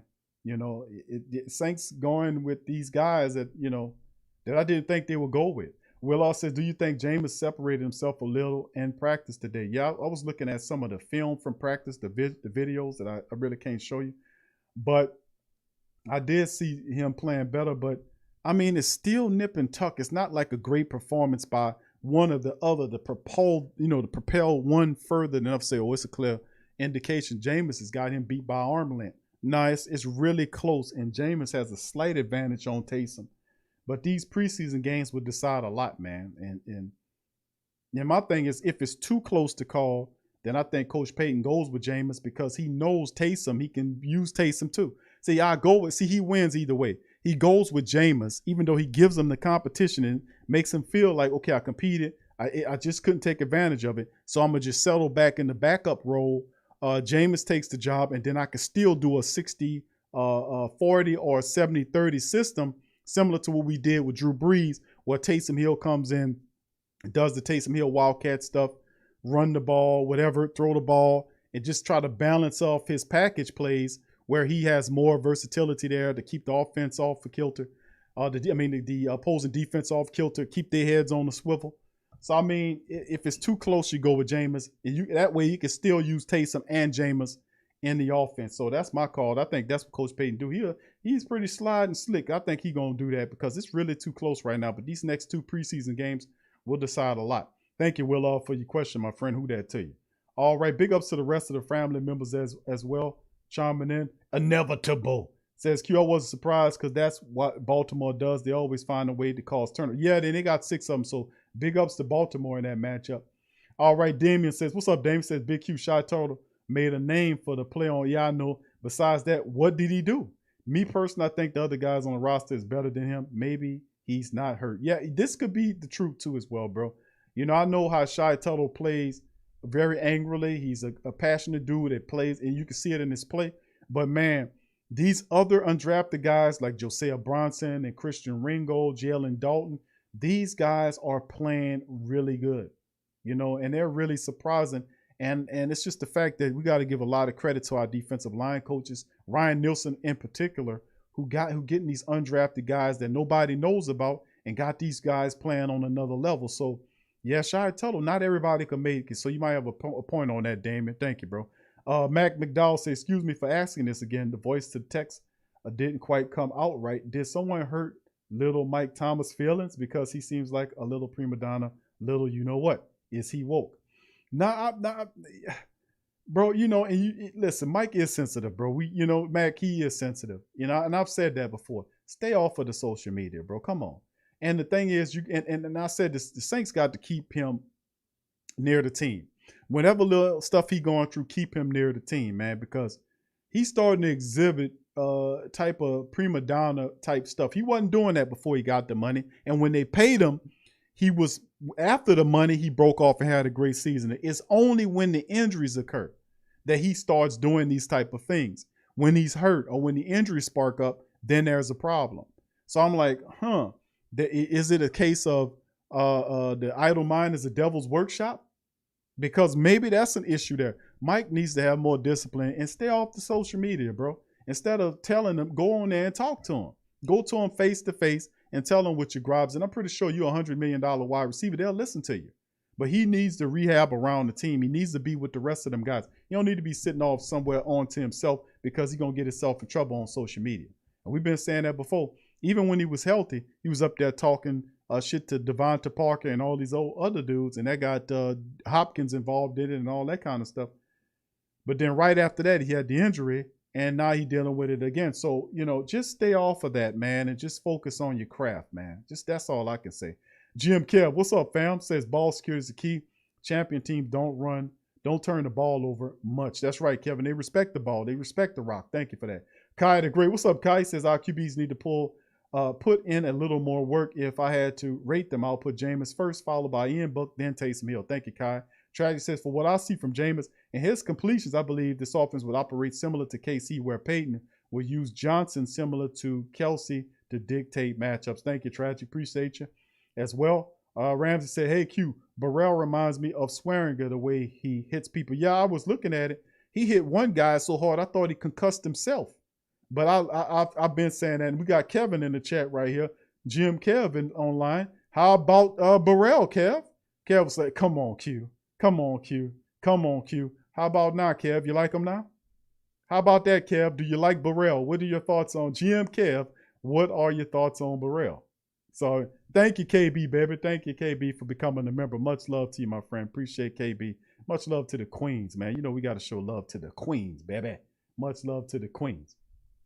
All right. Oh, Cooler. What's up, fam? Oh, Cooler in the building. Much love to you and Yearns. Brother Todd says, we always forget about Pierre Thomas when we talk about undrafted free agents. I think Jameis is ahead because he looks slightly better and been in offense less times. I agree with you on that, bro. I think you're absolutely right. That's what I said. I agree. I think Jameis is ahead right now. Kevin says, kindly says, Coach Payton, Oprah Winfrey, you get a helmet, you get a helmet. You get a helmet, and you get a helmet. All right. And listen, all right, I got you, Adrian. But thank you, King Creole, for your super chat, man. Much love to King Creole the first. Appreciate you guys, super chat. As Elvin Kamara handing the football, much love to King Creole as well. So big ups to the fam. All right, thank you, my friend. Appreciate the super chat. All right. Max says people don't speak about Jameis as highly as it should. He threw for 50 touchdowns in one NFL season. I know he had 30 interceptions, but he still threw 50 touchdowns. Well, he threw 33 touchdowns. He threw 33 touchdowns and 30 interceptions with 5,109 yards. That was top in the NFL. He threw 5,109 yards that year, and they don't give him no credit. They just talk about the interceptions. That's what they do. They just pick on the man and pick on the man. So, it's just that's why we here to call it out. What's up, Commit God? Big ups to you. Who that to you, fam? Appreciate you being here as well. All right. Darrell says, start Jameis, update Taysom. Yeah, you're right. We'll see. Jim Kessler, Jordan looks good out there. He's in shape. He definitely hit the. Yeah, LaJordan Humphrey, man, is big, physical, and fluid, man. Runs good routes. He's a really good blocker. People going to be really surprised by LaJordan Humphrey, man. Nobody was talking about him, but I kept putting people on notice. We talking about this guy and that guy, and rightfully so. I love Marquez Callaway. But LaJordan Humphreys is a dude that we kind of forgetting about. Thank you, Kenny. Big ups to Kenny becoming a member. He's been a member for 3 months. So much love to Kenny for being a member for over time. So much love, Kenny. All right. Daytrail say, honestly, I've seen enough of Taysom as a QB. I would really had to be proven wrong. I can't see him for a whole season leading this team. And rightfully so. You might see him in that reserve role, bro. And he hasn't stepping out. And even though it's still early, with us, we still got 2 preseason games left, and a lot of practice time left to go. So anything could change here moving forward. So we'll see. We'll see how it all go. Inevitable say, yo, Q, with Jamal Adams getting, yeah, I seen that. 4 for 70. What kind of number you think we'll throw at Marcus? Yeah, and see, that's the thing. So, and that's the thing about them. The Saints don't, I mean, they don't see Marcus Williams as anything north of $12 million a season. If they had, they would have signed him before the tag deadline expired. They don't see Marcus Williams. And I said, okay, Marcus wants to be in the top 3, top 5 highest paid safeties in the business, up there with Jamal Adams and all that. The Saints don't see, I mean, they could have gave him an extension and gave him the dough, which is kind of strange because they still hadn't touched Lattimore's contract yet either. So, I mean, it's what are we doing? But Marcus Williams, man, they don't see him as a north of a $12 million safety. If they had, they would have tied him up multiple years and freed up even more money. We'll see what they see, man. But I don't know. I don't think they really to commit that kind of money to him. I think they still want to see what he looks like. Let's see one more good. Let's get one more good look at him type of thing. You know what I mean? You know, before you don't really want the house, you're going to say, well, let me go look at the house one more time to see. You know what I'm saying? And you know, most of the time when you see something once and you like it a lot, you don't need to go see it again. You know, you had an opportunity to go up in there, you've seen all around it, you absorbed it. You'd be like, yeah, I did my due diligence on it. And that's kind of the thing. They getting a second look at Marcus Williams, perhaps. You know, we'll see how it shakes, man. It's intriguing, man, because I don't think they see him as a safety worth north of $12 million. He sees himself as a $13, $14 million safety. So, I mean, the Saints kept him on that tag at 10.6. So, I mean, we'll see. Last Saints, if people are people, Michael Thomas is starting to act like a prima donna receiver for sure. Yeah, well, yeah, we'll see. Michael, yeah, and that's true, Tyrese. He is showing prima donna type tendencies. Ain't no doubt about it. Mitchell says Bronson is a stud. He said his former UW teammate Jalen Johnson is my D-line coach. He said he's better than Levi, who the Lions took in the first round. Okay, Mitchell, thank you for that information. Yeah, we heard about Bronson, man. I heard about Bronson being a dude that is serious business, and he is a guy that the Saints are really liking on. And out of all the undrafted guys, not named Malcolm Roach, Bronson is busting ass up in there, man. And hey, and Jalen Dalton, Bronson, all these, man, it's going to be good seeing what these guys can do when the season starts.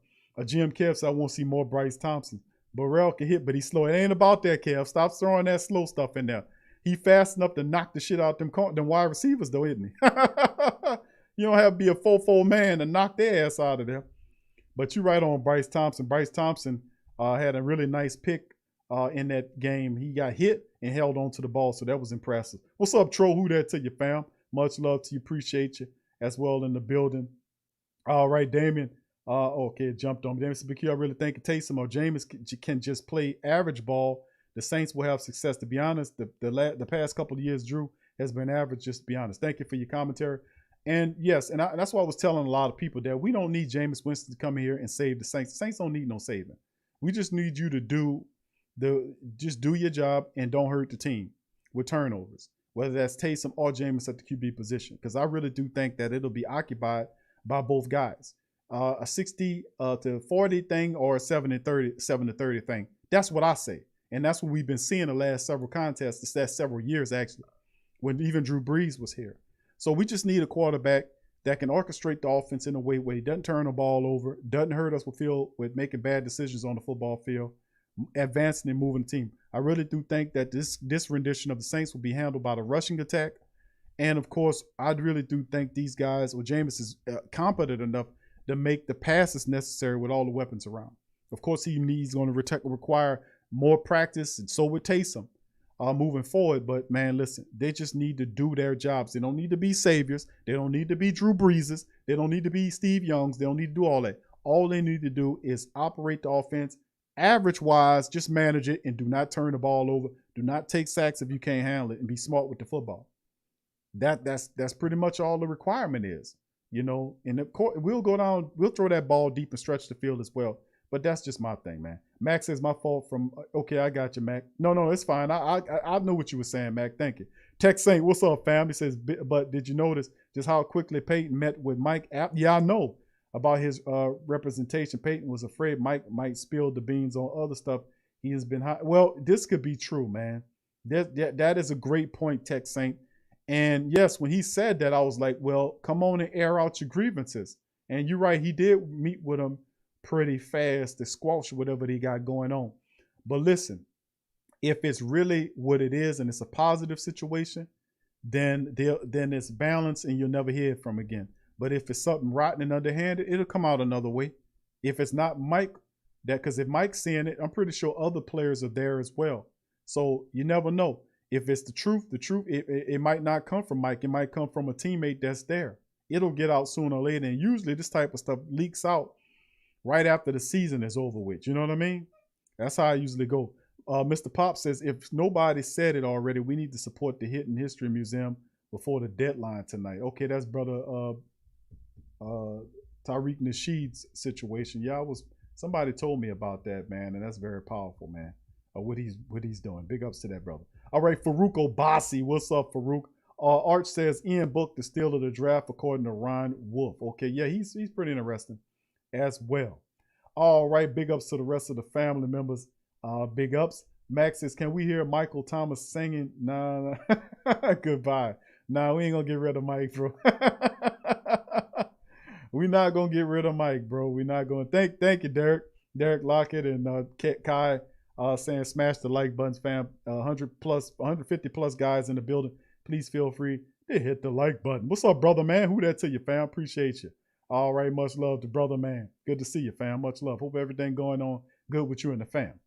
All right, Ramsey says, hey, Q, what's going on with McIntosh in camp since he signed? Not too much with McIntosh, bro.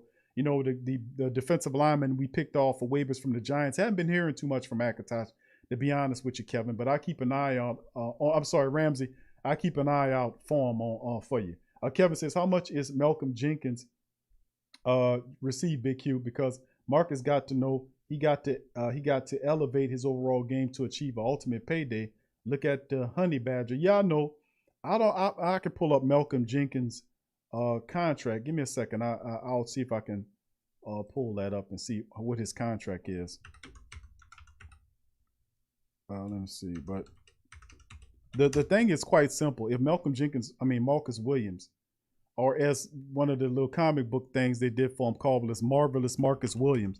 If Marvelous Marcus Williams wants to do his thing, he gonna have to step up this year. And that's what the Saints, and this is pretty much what this leaving him on that tag means, is that he's gonna have to step the hell up. That's pretty much what that means. That he's gonna have to step up. Now the Saints' current deal with Malcolm Jenkins is a 4-year deal at $32 million. And of course, let's see, we got 2 years left on his deal, but the Saints have an opt-out after this year. After 2021, the Saints have an opt-out where they'll leave him just 2 years at 16.7, which I'm thinking they're going to take. There's no way the Saints are going to, which they reworked this deal and he's making 1.1. If they keep Jenkins for 2022 and 2023, it jumps from 1.1 to 7.7 and $8 million. And he'll be 35 and 36 years old. That's why I kept telling family members before the year that the Saints going to opt out on Malcolm Jenkins. So it's a 4-year deal at $32 million right now, and an average annual salary of $8 million currently. So that's according to Sport Track fam, for those who just wanted to know that. So yeah, this is a show-up season for Marvelous Marcus Williams. That's the little comic book thing that they did was showing up. If he really wants to become marvelous, this is the year. He needs to get to that Pro Bowl level this year. I said it the last couple of years. Marcus Williams should have been a Pro Bowler. He should have. Now, he's had injuries the last few years, but Marcus Williams, man, he needs to step up big time. And I really have faith in him this year because of Coach Richard. I did not want Marcus Williams on this team again, but when I seen Coach Richard signing the new secondary coach, I was like, what could he do with Marcus Williams? Y'all see the improvement that he made in Ken Crawley. Kind of give Ken Crawley his confidence back, even though he's still getting smoked out there. But at least he's swapping at the ball and competing, better. And this is the best I've seen Ken Crawley before Milwaukee look since when he took that old handshake coordinator, P.J. Williams job from him. So, I mean, it's intriguing, man. So could he have the same or similar effect on Marcus Williams? Should be one, if not the biggest benefactor of Coach Richard operating the secondary. It's Marcus Williams. It's got to be. If he takes his game to the Pro Bowl level, like we expect him to be with all of the tools that he has and learn how to hit and do the right thing, man, Marcus Williams would set the Saints secondary on fire. He could be a guy back there debasing and knocking chumps up out of here, man. You know, that's what it comes down to, fam. Kevin says, what up with CJ Henderson? We're going after him. That's cooled down, Kev, right now. It's still in the works, but right now, from what I was seeing, they cooled down on that. So I don't know. I don't know if they're waiting to see what a guy like Paulson Adebo will do. Had a pretty good showing against the Baltimore Ravens. Maybe they need to look, but they're giving guys like Adebo an opportunity to see what he could do. Adebo looked really good. Adebo looked really good in the Baltimore Ravens game. They went at him a lot, and he responded in kind. So I love it. What's up, Dev84 John? Big ups to you, fam. What's up? Hey, what up with Juwan Johnson? Juwan Johnson looking good in camp, man. Blocking. He had a drop ball or so the other day or whatnot. But Juwan Johnson back and forth between tight end and wide receiver work. That's why I think the Saints not really panicking. They got Ty Montgomery working in the wide receivers there. They know ultimately they could put Taysom Hill there if they need him. So the Saints are not flustered. They got Kevin White there. We don't know what to expect from him. If he works out, fine. If he doesn't, we'll get rid of him. So no real big umph right there. You know what I'm saying? Brother man said, my kids and wife are a blessing, so I am doing great things for that. Okay, thank you, fam. Good deal, brother man. Good deal. All right. DLP said Von Bell was good for us. He just never got INTs. That was his kind. Yeah, he did play well for the Bengals last season. Yeah, he had one interception in all of his years for the Saints. Could you imagine that? He was always second or third in tackles with the Saints, just one interception. That was crazy. Okay, Creole Nino says Crowd is still getting smoked out there, but still has confidence. Yeah, hey, you're not going. Hey, listen, let me tell you something, bro. Listen, that's a positive though, Creole. That's a think about it like this. Now, Ken Crawley, we know Ken Crawley gets smoked. He gets rotisseried all the time, right? That was prior to the season. We didn't want Ken Crawley before Milwaukee back here. That's why we gave him the name Ken Crawley before Milwaukee. Now, he exhibited some qualities early on when he took that old handshake coordinator, P.J. Williams job. But now that he's has that resurgent mindset, because the Saints are, they have a younger defensive backs there, and they're trying to give him, he's the most veteran guy of the group. Patrick Robinson retired. And, you had a couple of the veterans like Prince Amukamara that didn't work out, so those guys out the way. So Ken Crawley has experience in what they're doing back there. So he has a resurgence in confidence. And for a guy that gets smoked and rotisseried a lot, like him, confidence is a big thing, because if he loses confidence, he up out of here. So even though he's getting cooked, you can see the guy catching the pass over Ken Crawley, but Crawley is not giving up on the play. He's flailing away at the ball. He gets a hand on it. The guy just makes a better catch than his defense. You see what I'm saying? So, I mean, he goes out there. He has pass deflections. He batting the ball. Sometimes the guy catches the ball on him. Like, look at what happened in practice today with Chauncey Gardner-Johnson. Chauncey Gardner-Johnson got smoked goose. He was smoked chicken out there today. He was barbecue chicken out there. They had guys, I think people called 3 touchdowns on Chauncey Gardner. It was a bad day for him. We know in a regular circumstance, that's not the case. But Ken Crawley, I think a large part of his failings was his confidence. And if I can't be mad at you if you out there giving it your all and you doing what you can do and the guy just makes a better catch. You know what I'm saying? I can't be mad at that, But if you just running out there and you staring at the guy and you ain't turning around to locate the ball, that was one of Crawley's biggest flaws, that he had a broken neck. He never could turn around to locate where the ball was at to make a play on it. When the guy turned around ready for the catch, he looking at the guy. And I'm like, dude, turn around and find the ball. And there was several plays when he was playing that the ball would hit him in the middle of the back of his jersey. Now, had he turned around that year when he was playing, he would have had at least 6 interceptions that year. But that's when you're playing with a guy that's scared to get burned as opposed to a guy that want to make plays. So, and he's playing with a lot more confidence this year. So that's why I said it like that. Oh, it do sound kind of crazy, don't it, Creole? But that's true, though, bro. Think about it. 504 coach, so we got to sign Lattimore first. Love Marcus Williams, and he's outstanding saving, but he has not made the Pro Bowl or All-Pro. Yeah, and he wants All-Pro pay, and the Saints saying, hold on now. We're not chumps and suckers. Can't expect to get paid top dollar, but he will ball this year. I expect him to as well. I think he'll do a good job there. Elite says, Fax Machine 9000, laser jet with wires as well as, okay, y'all talk about something else.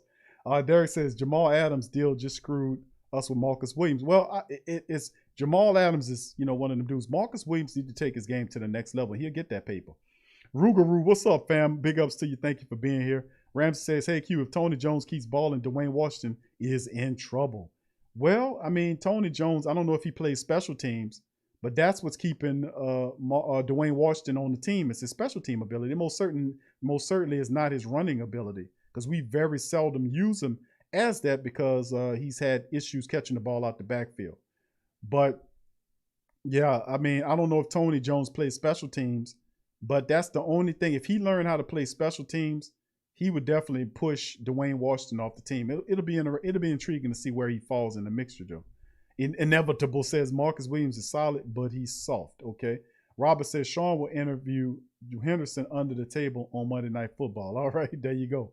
All right, what's up, BB Saints and Pels lady? Much love to the Queens. It's starting to look like Jameis Winston is inconsistent as Lonzo Ball. Yeah, I wrote that. Fire one day, ice cold the next is not an interception. It's overthrown and underthrown pass. You got to get that together. You're absolutely right. He got to get that together. But still, remember, fam, it's still early on. We're just going into the second preseason game. We've had 16 practices, and they should start to get a feel for what they need them to do. They need to iron out those wrinkles, man, as well. Thank you, VB. As well. Big ups to you. Ramsey, what's up, Ramsey? Big ups to Ramsey out in Hawaii. Who that to you, fam? Appreciate you as well. All right. Creel says Chris Richard is true. If our DBs can ball out for him, it's just ain't gonna happen. All right. Thank you, Creel. Appreciate you on that. All right.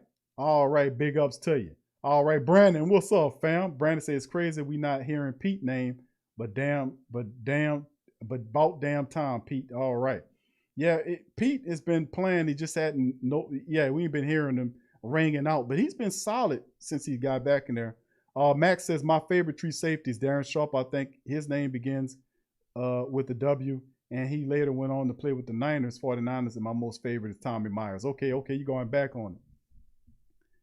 Oh, I know, brother, man. It's getting close though, bro. All right, Tim says, hey Q, I was listening to Jackson's show. He said he would start Crawley over Adebo. I guess that's because Crawley experienced that. And I see that. I can understand why people are picking Crawley to start over Adebo. It's a safe pick. Who's going to go out on a limb and say, man, I'll put Adebo in there. But it's only until a bunch of people start seeing Adebo ball out in multiple contests that you say, okay, let's put the rook in there and see what he can do. It's a safe pick to take Ken Crawley. But Ken Crawley hadn't been playing all that bad. He has a few bad days in there as well. But Paulson Adebo, man, is not letting people catch touchdowns on him. Paulson Adebo in there batting away the ball, incomplete. He played really well in the game, but it's a safe bet to pick Crawley over Adebo right now. It's a safe bet. Nobody wants to stand out on a limb for Adebo right now. All right. Mike Deflexter says, I'm looking forward to what Jones Jr. does in upcoming game. His performance was eye-opening. I agree with you, Mike, and much love to you, fam. You're absolutely right. And he was spectacular. The only thing I didn't like, bro, is when he two things. The worst one was that fumble when he tried to do the spin move and he just, like his arms popped off or something. And the ball launched itself into the air. And the second was like when he was making a block. He picked up a couple of blocks. He was doing real well picking up the blitzes coming in. And it was one blitz where he was picked up the blitzing player, the defensive player, and he was supposed to leak out after he blocked the blitzer. He's supposed to leak out and for a pass, and you can see Jameis was looking for him. He got caught up and start tripping and shit, and Jameis just held on to the ball. But had he got the block, knocked the blitzer down, then leaked out, he had nothing but green in front of him.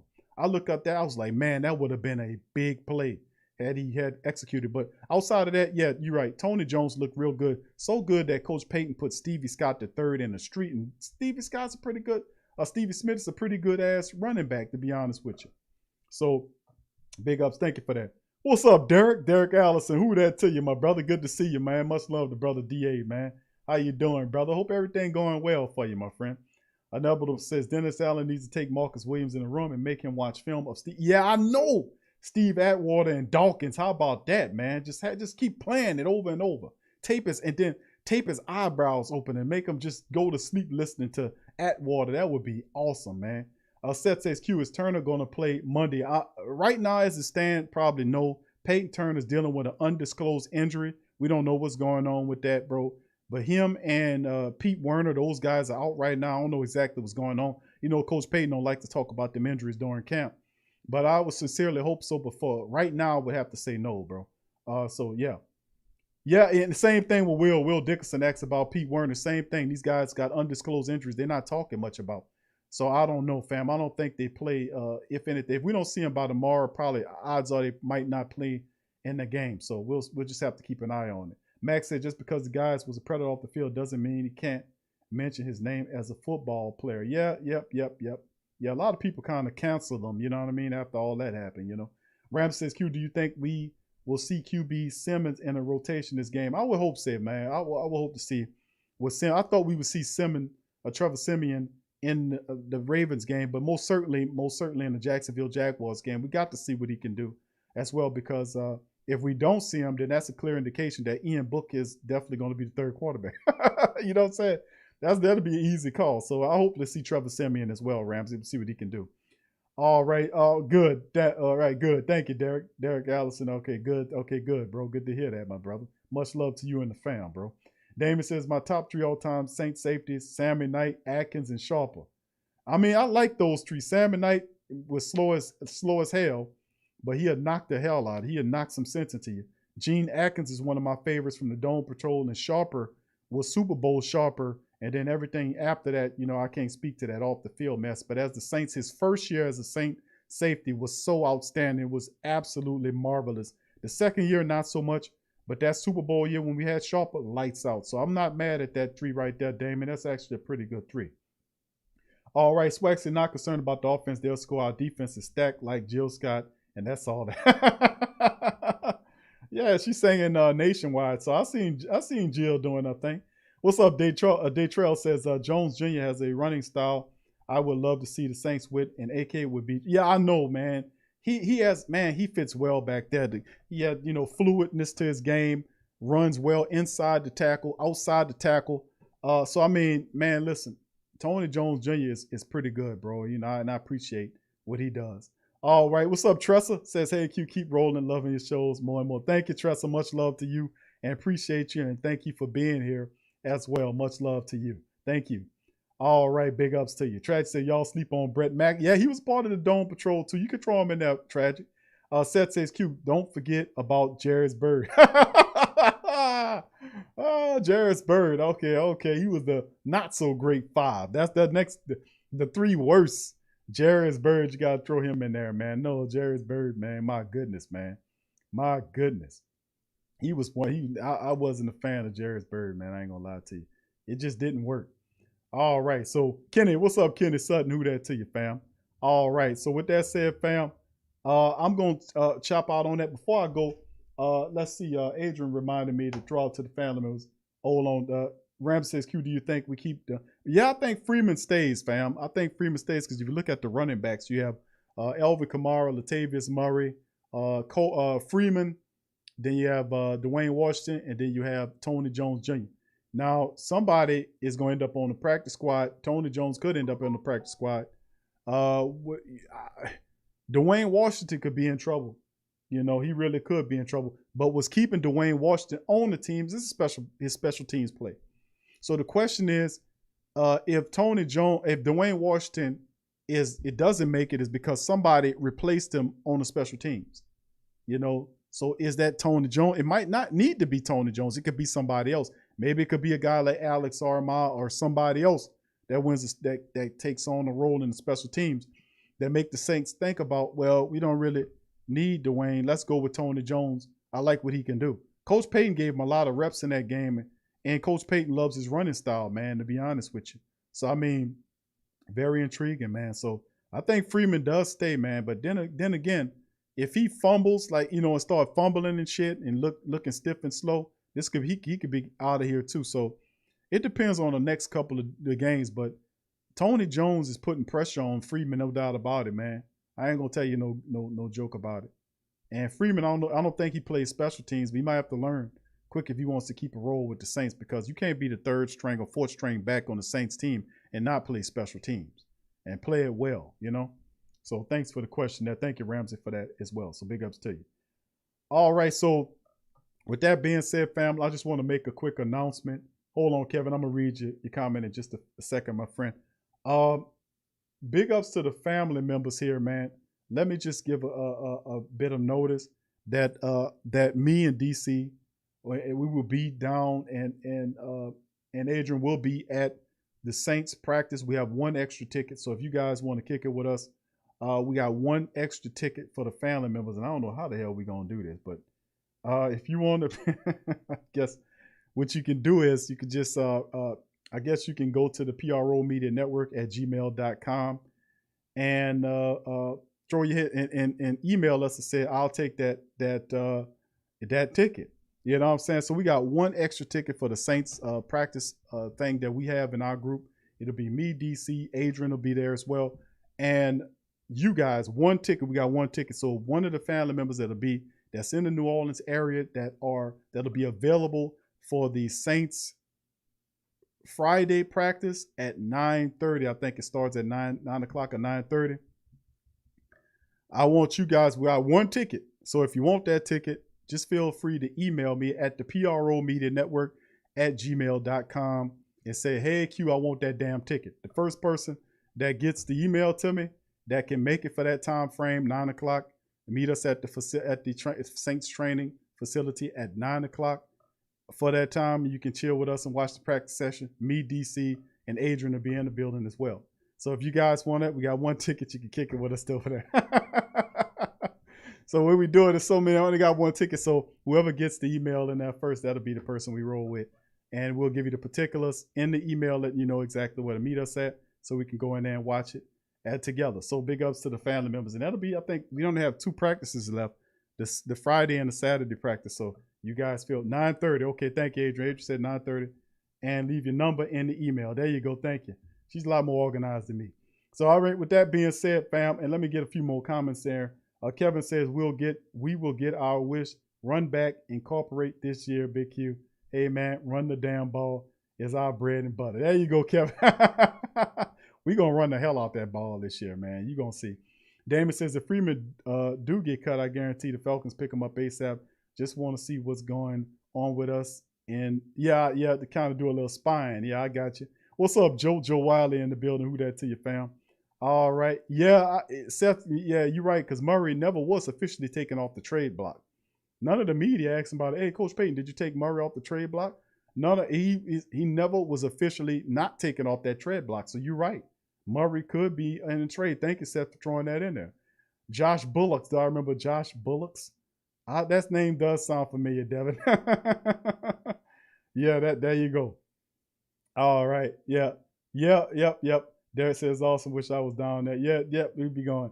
2 rushes. First down. That's right, Tim. All right. David said, hey, Big Q, you want, but y'all can have that heat. Yeah, I know. No, it's not. Well, listen, the way it's set up, and you can give credit to Gail, that old Southern Belle, Gail Benson. She had,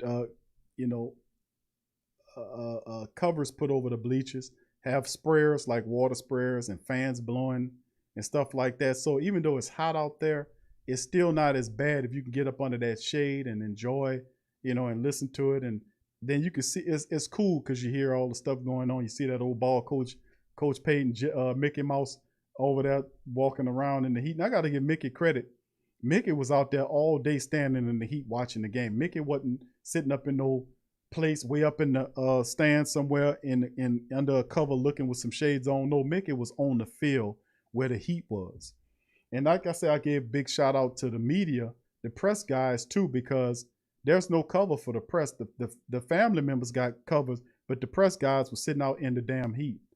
And Bobby Abel walking around there with flip-flops on. He was leaning all up against the goalpost. He was so hot. Bobby Abel thought he was on the beach walking around and flip. I said, look at this guy right here. So yeah, and a lot of those media guys, man, I got to give them credit. They was out there baking in that heat, man. So, I have to give them credit for that, man, for getting the scoop for the family members. It's their job. They're getting paid to. But still in all, man, they was out there standing in that goddamn heat. So I got to give the media people credit, man. They was out there humping for that scoop.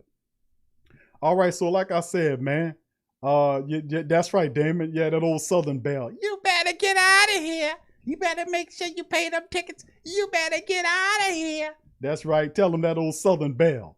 All right, Quincy, what's up, fam? He said, do you see Juwan Johnson starting week 1? I don't think so, my friend. And big ups to you, Quincy. I don't think Juwan Johnson starts unless something really bad happens where he's forced into the starting role. I think the tight end rotation, him as a tight end right now, he's still situated as the 3rd tight end, but I do see certain packages where Coach Payton could use him as the 2nd tight end because he's a lot more athletically gifted than Big Nick Vannett.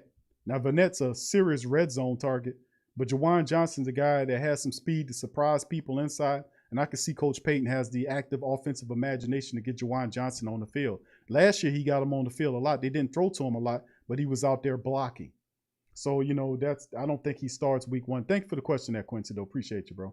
All right, Swag said, remember y'all had to read y'all labels when you went by your food. There's a lot of bioengineering going on with the ingredient. Oh, yeah, absolutely. Yeah, they calling stuff, different stuff. Like I was telling family members, I was like, man, it's too much going on in the world right now for people not to be informed. Listen, fam, I thought, listen, you got smart this, smart that, smart this, smart that. And smart's supposed to mean intelligence, or it's helping put your intelligence up on another level. That's not how this works.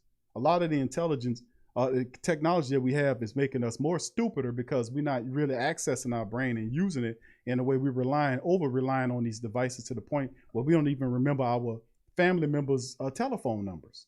It's like, well, I don't have to commit that to memory. I got this damn phone. I can pull it up whenever I want to. You know, so, you know, it's supposed to be a balance in between the two. But if you know the nature of the people creating it and what they're trying to do, I would caution people to don't just stop believing everything that you're hearing right now. I'm just going to be honest with you. Until you do the proper research, and I'm saying everything. Right now is the time where I'm telling you all, don't believe the tell, lie, vision. Don't believe it. Whatever they're telling you out there, don't believe nothing. Go do your research behind it. Everything they tell you. Challenge it all. Challenge everything. I'm telling you, this is good advice I'm going to give you. Challenge it all. Don't believe nothing out there because I have been watching. I have never seen it so bad. And I've been paying attention for some time, but I've never seen it blatantly as disagreeable and as evil as it is. See, I'm just disgusted with what I'm seeing. I really am, fam. I really am. They have really bottomed out. And I'm like, and I tell everybody the same shit. Do not trust nothing until you do your research. Verify everything, every damn thing, everything. Any and everything you come by, go and verify it with research, not just one look. Go get 3 different looks around that sucker. I'm going to keep it real with you. Don't accept none of that crap. I'm telling you, it's disgusting, man, that stuff that I've been seeing out there. All right, so big ups to the fans, man. All right, Robert says Juwan Johnson make the roster or lose him on waivers. I think he makes the roster, to be honest with you, fam. I think he makes the roster. No, Mac, it's the PRO Media Network at gmail.com. Kev or Adrian or one of our moderators, much love to the fam. Please feel free to drop the email in there for the family members who want it. It's the PRO Media Network at gmail.com. As you can see, it's right here, where the PayPal thing is. You see that? It's the PRO Media Network at gmail.com. It's right here where the PayPal, underneath the Patreon link right here on the screen, here to my left. You can, that's the actual email address. All right, so Max says, I believe the tech companies intend. Yeah, oh yeah, man. Yeah, what's up, Jarvis? Big ups to you, fam. Big ups. Oh yeah, you can't believe that, man. You can't believe it, man. When you start doing you be turned around because it's all wrong. Now, even if some of it, small pieces of it's the truth, it's spun in a way where it's totally not right. And it's like, well, if that's wrong, how about this? And then you go look it up and it's wrong too. And then you say all across the board, all of it's either misrepresented or it's totally wrong. You are not being informed one goddamn iota with the television. You are not. If you think you being informed and you turn on TV and you watch the news every day, you are fooling yourself. That is a bunch of BS. It's telling you all the wrong stuff. It is unmitigated garbage. And why would they inform you and tell you the truth? That's the thing. Why would they tell you Come on, it's a control thing. Y'all know that. Come on. Just remember your history. All right, David says, hey, Q, did you see that commercial with Bobby Hebert, Tyrone Hughes, Pat Swillen, and the old Southern Belle and Deuce McKay? No, I didn't see that. No, I didn't see that. How did I miss that? I'm going to have to look that up. Thank you, Damon. Yeah. Thank you, Adrian, for that. Thank you, Kevin. All right. Yeah, appreciate y'all dropping that right there. Max says, can I get the political or head or narrative truth? Just read all the way up to the tech comp. Didn't even finish the word company. All right. He says, can I get to political or head on a narrative truth? You just read all the way up to the tech comp. Didn't finish the word companies. Okay, hold. You want me to finish your commentary? Hold on here. Let me see. Yeah, let's see. You see, I believe the tech now intentionally use algorithms to block informative facts and knowledge that they don't want you to know. So, of course, woke people really think they're doing the right thing. Yeah, that's called compartmentalization, my friend. That's what they do when they make sure the right hand don't know what the left hand doing, you know. But ultimately, people will figure it out when you get closer and closer into it. So, yeah, you're absolutely right. I know you was going with that, Mac. Very, very intelligent, bro. Very intelligent. Thank you for that. Bringing more light to the Great Saint Think Tank. That's why I said the Great Saint Think Tank, some of the smartest people in the game, man. All right. Yeah, you're right. You're right, Mac. Don't watch them. None of them people. None of them, bro. It's a bunch of BS. I'm warning y'all. I'm telling y'all the truth. I mean, be honest with your family. There's no reason for me to tell you that. Just do your research. You'll prove me. Just go prove me wrong. Go find out where they come from. You'll see. I'm telling you, I've been studying them, studying behind the people. What's up, Greg? Big ups to Greg, CT, and the rest of the family. But anyway, fam, like I said, big ups to the family members. Appreciate y'all for being here. I'm going to check out on that one. Big ups to y'all. Like I said, we'll be going at 9:30 Friday. Got one ticket. If you want it, the PRO Media Network at Gmail. Put in that sucker. Ticket request. First person we get, we'll email you back. And let you know the particulars. Make sure you put your not only we have email address, make sure you put your phone number there so we can contact you and let you know where to meet us so you can watch the practice session with me in DC. Adrian's going to be there. So much love. John said Big Q is Golden Tate ask price too much. They've been skipping. Yeah, he asking for good money and the Saints not going to play that. They're not going to pay Golden Tate the kind of money he asking for. He won't get paid his regular due, and I ain't mad at him for asking that, but don't be mad when they don't pay it. So he asking for money, so it's what it is. Jarvis says, really forgot about Kevin White. Yeah, he's on here. We'll see what he can do. Quincy says, parents used to tell us, back up from the TV, don't sit too close. Now we have tablets and yes, how about that? Really smart, Quincy. Yeah, they're really good. Yep. Ain't that something? Yeah, that's something else. Big Q, I'll start sending you start news to you. I'll start sending. Okay, Jared says, Big Q, I'll start sending you start news to you. All right, brother Jared, kind of clarify that. I don't know what you mean there, bro. All right, and Ramsey says, where is Swade? I don't know what Swade. Swade disappears from time to time, but I'm pretty sure he'll pop up sooner or later, you know. It's all good. Oh, I'll email you, Big Q, after the show. Okay, all right. So, yeah, whoever gets it in there first, man, you know, to be honest with you, is who we'll go with. So, anyway, I appreciate y'all for chiming in. Also, please feel free, our family, to know that the PRO Media Network, last year we gave away PS4s. We gave along with games. We did that last year. This year, we get the PS5s. We're doing a raffle. If you're interested in getting in the raffle for a PS5, the thing worth $500, $600, $700. I don't know what it is, expensive. But if you guys are interested in winning the PS5, enter the raffle, the description section. Go to the description section. There's a link there. Hit it, and it'll tell you all you need to do to sign up. Also for the Sports Coma Fantasy League, if you guys want to join the Sports Coma Fantasy League, you can feel free to go in the description section as well. Both the fantasy link and the raffle is available. Links in the description section below. And remember, if you want to play with the family league, we got a pot. There's a $20 entry fee, and that's done so we can elevate the pot. So $20 in the fantasy league, you have an opportunity to win a couple $100 there. We also have it set where you get as a runner-up, get some money as well. So if you want to participate, it's 15 or 14 slots remain. I might want to say it's less than that. But if you want to participate in the third annual Sports Coma, it's been 3 years since we've been doing this. The third annual Sports Coma Fantasy League, don't wait. Go in the description section below and sign up today and reserve your spot, man, because September the 4th, I want to say, is when the fantasy league draft happens, and you won't be in the building. But listen, if for family members who just want to play for free, you can still sign up if you want to play for free, but you won't be eligible for the pot. So just let you know. So $20, and it's more competitive that way. I think we'll have a little bit more fun doing that. So it's a PS4 Elite, PS5. I'm sorry, a PS5 system is what we raffling off. Not a 2 or 4? No, it's a 5. I did a commercial on it and everything. So anyway, that'll be enough. He said PS2. No, not a PS2, my friend. Big ups to the fam. Much love to y'all. Y'all keep y'all heads up. I'll be back on the Thursday stream, and we'll talk about some more Saints news and notes. Much love to you, and I'll see you later. Who that? Yeah. Well, all right. Like you always say, welcome, welcome, welcome. Number one sports talking D. We ain't like the Falcons, we won't blow the lead. Look, all we talk is who that, who got cut and who back. Rookies in the vets, players you should look at. It's the sports coma, you don't wanna miss it.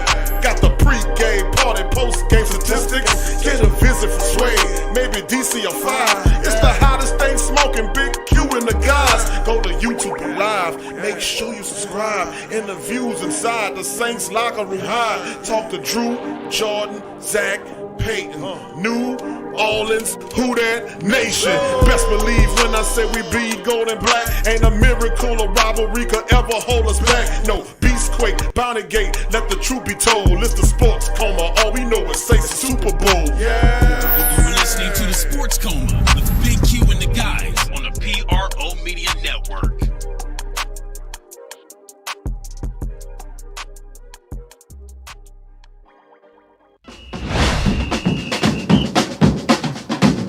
Who that say they gon' beat them Saints? Who that? Who that? Who that say they gon' beat them Saints? Who that? Who that? Who that say they gon' beat them Saints? Who that? WhoThatDaily.com. That's right, the WhoThatDaily.com. Your one-stop shop for everything New Orleans Saints, New Orleans Pelicans, LSU Tigers, even the top flight boxing news. So if you're a Who That and you're looking for a place to stay up on your team, WhoThatDaily.com is your site. The WhoThatDaily.com for the sport Who That in all of us.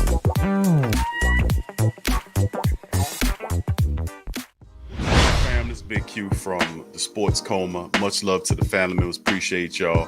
The PRO Media Network is back at it again. Last year we gave away several PS4s and games. So this year we're raffling off a PS5. To enter for your chance to win, simply click the link below and fill out all the necessary information to be eligible. Sign up for the raffle. It's $25 to enter. You gain an opportunity to win a system, the PS5 system.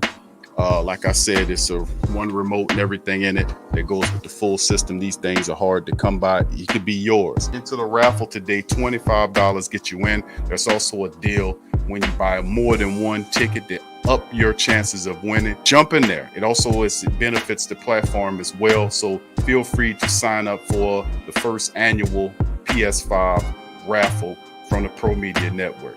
Thank you for participating and much love. Big ups to you.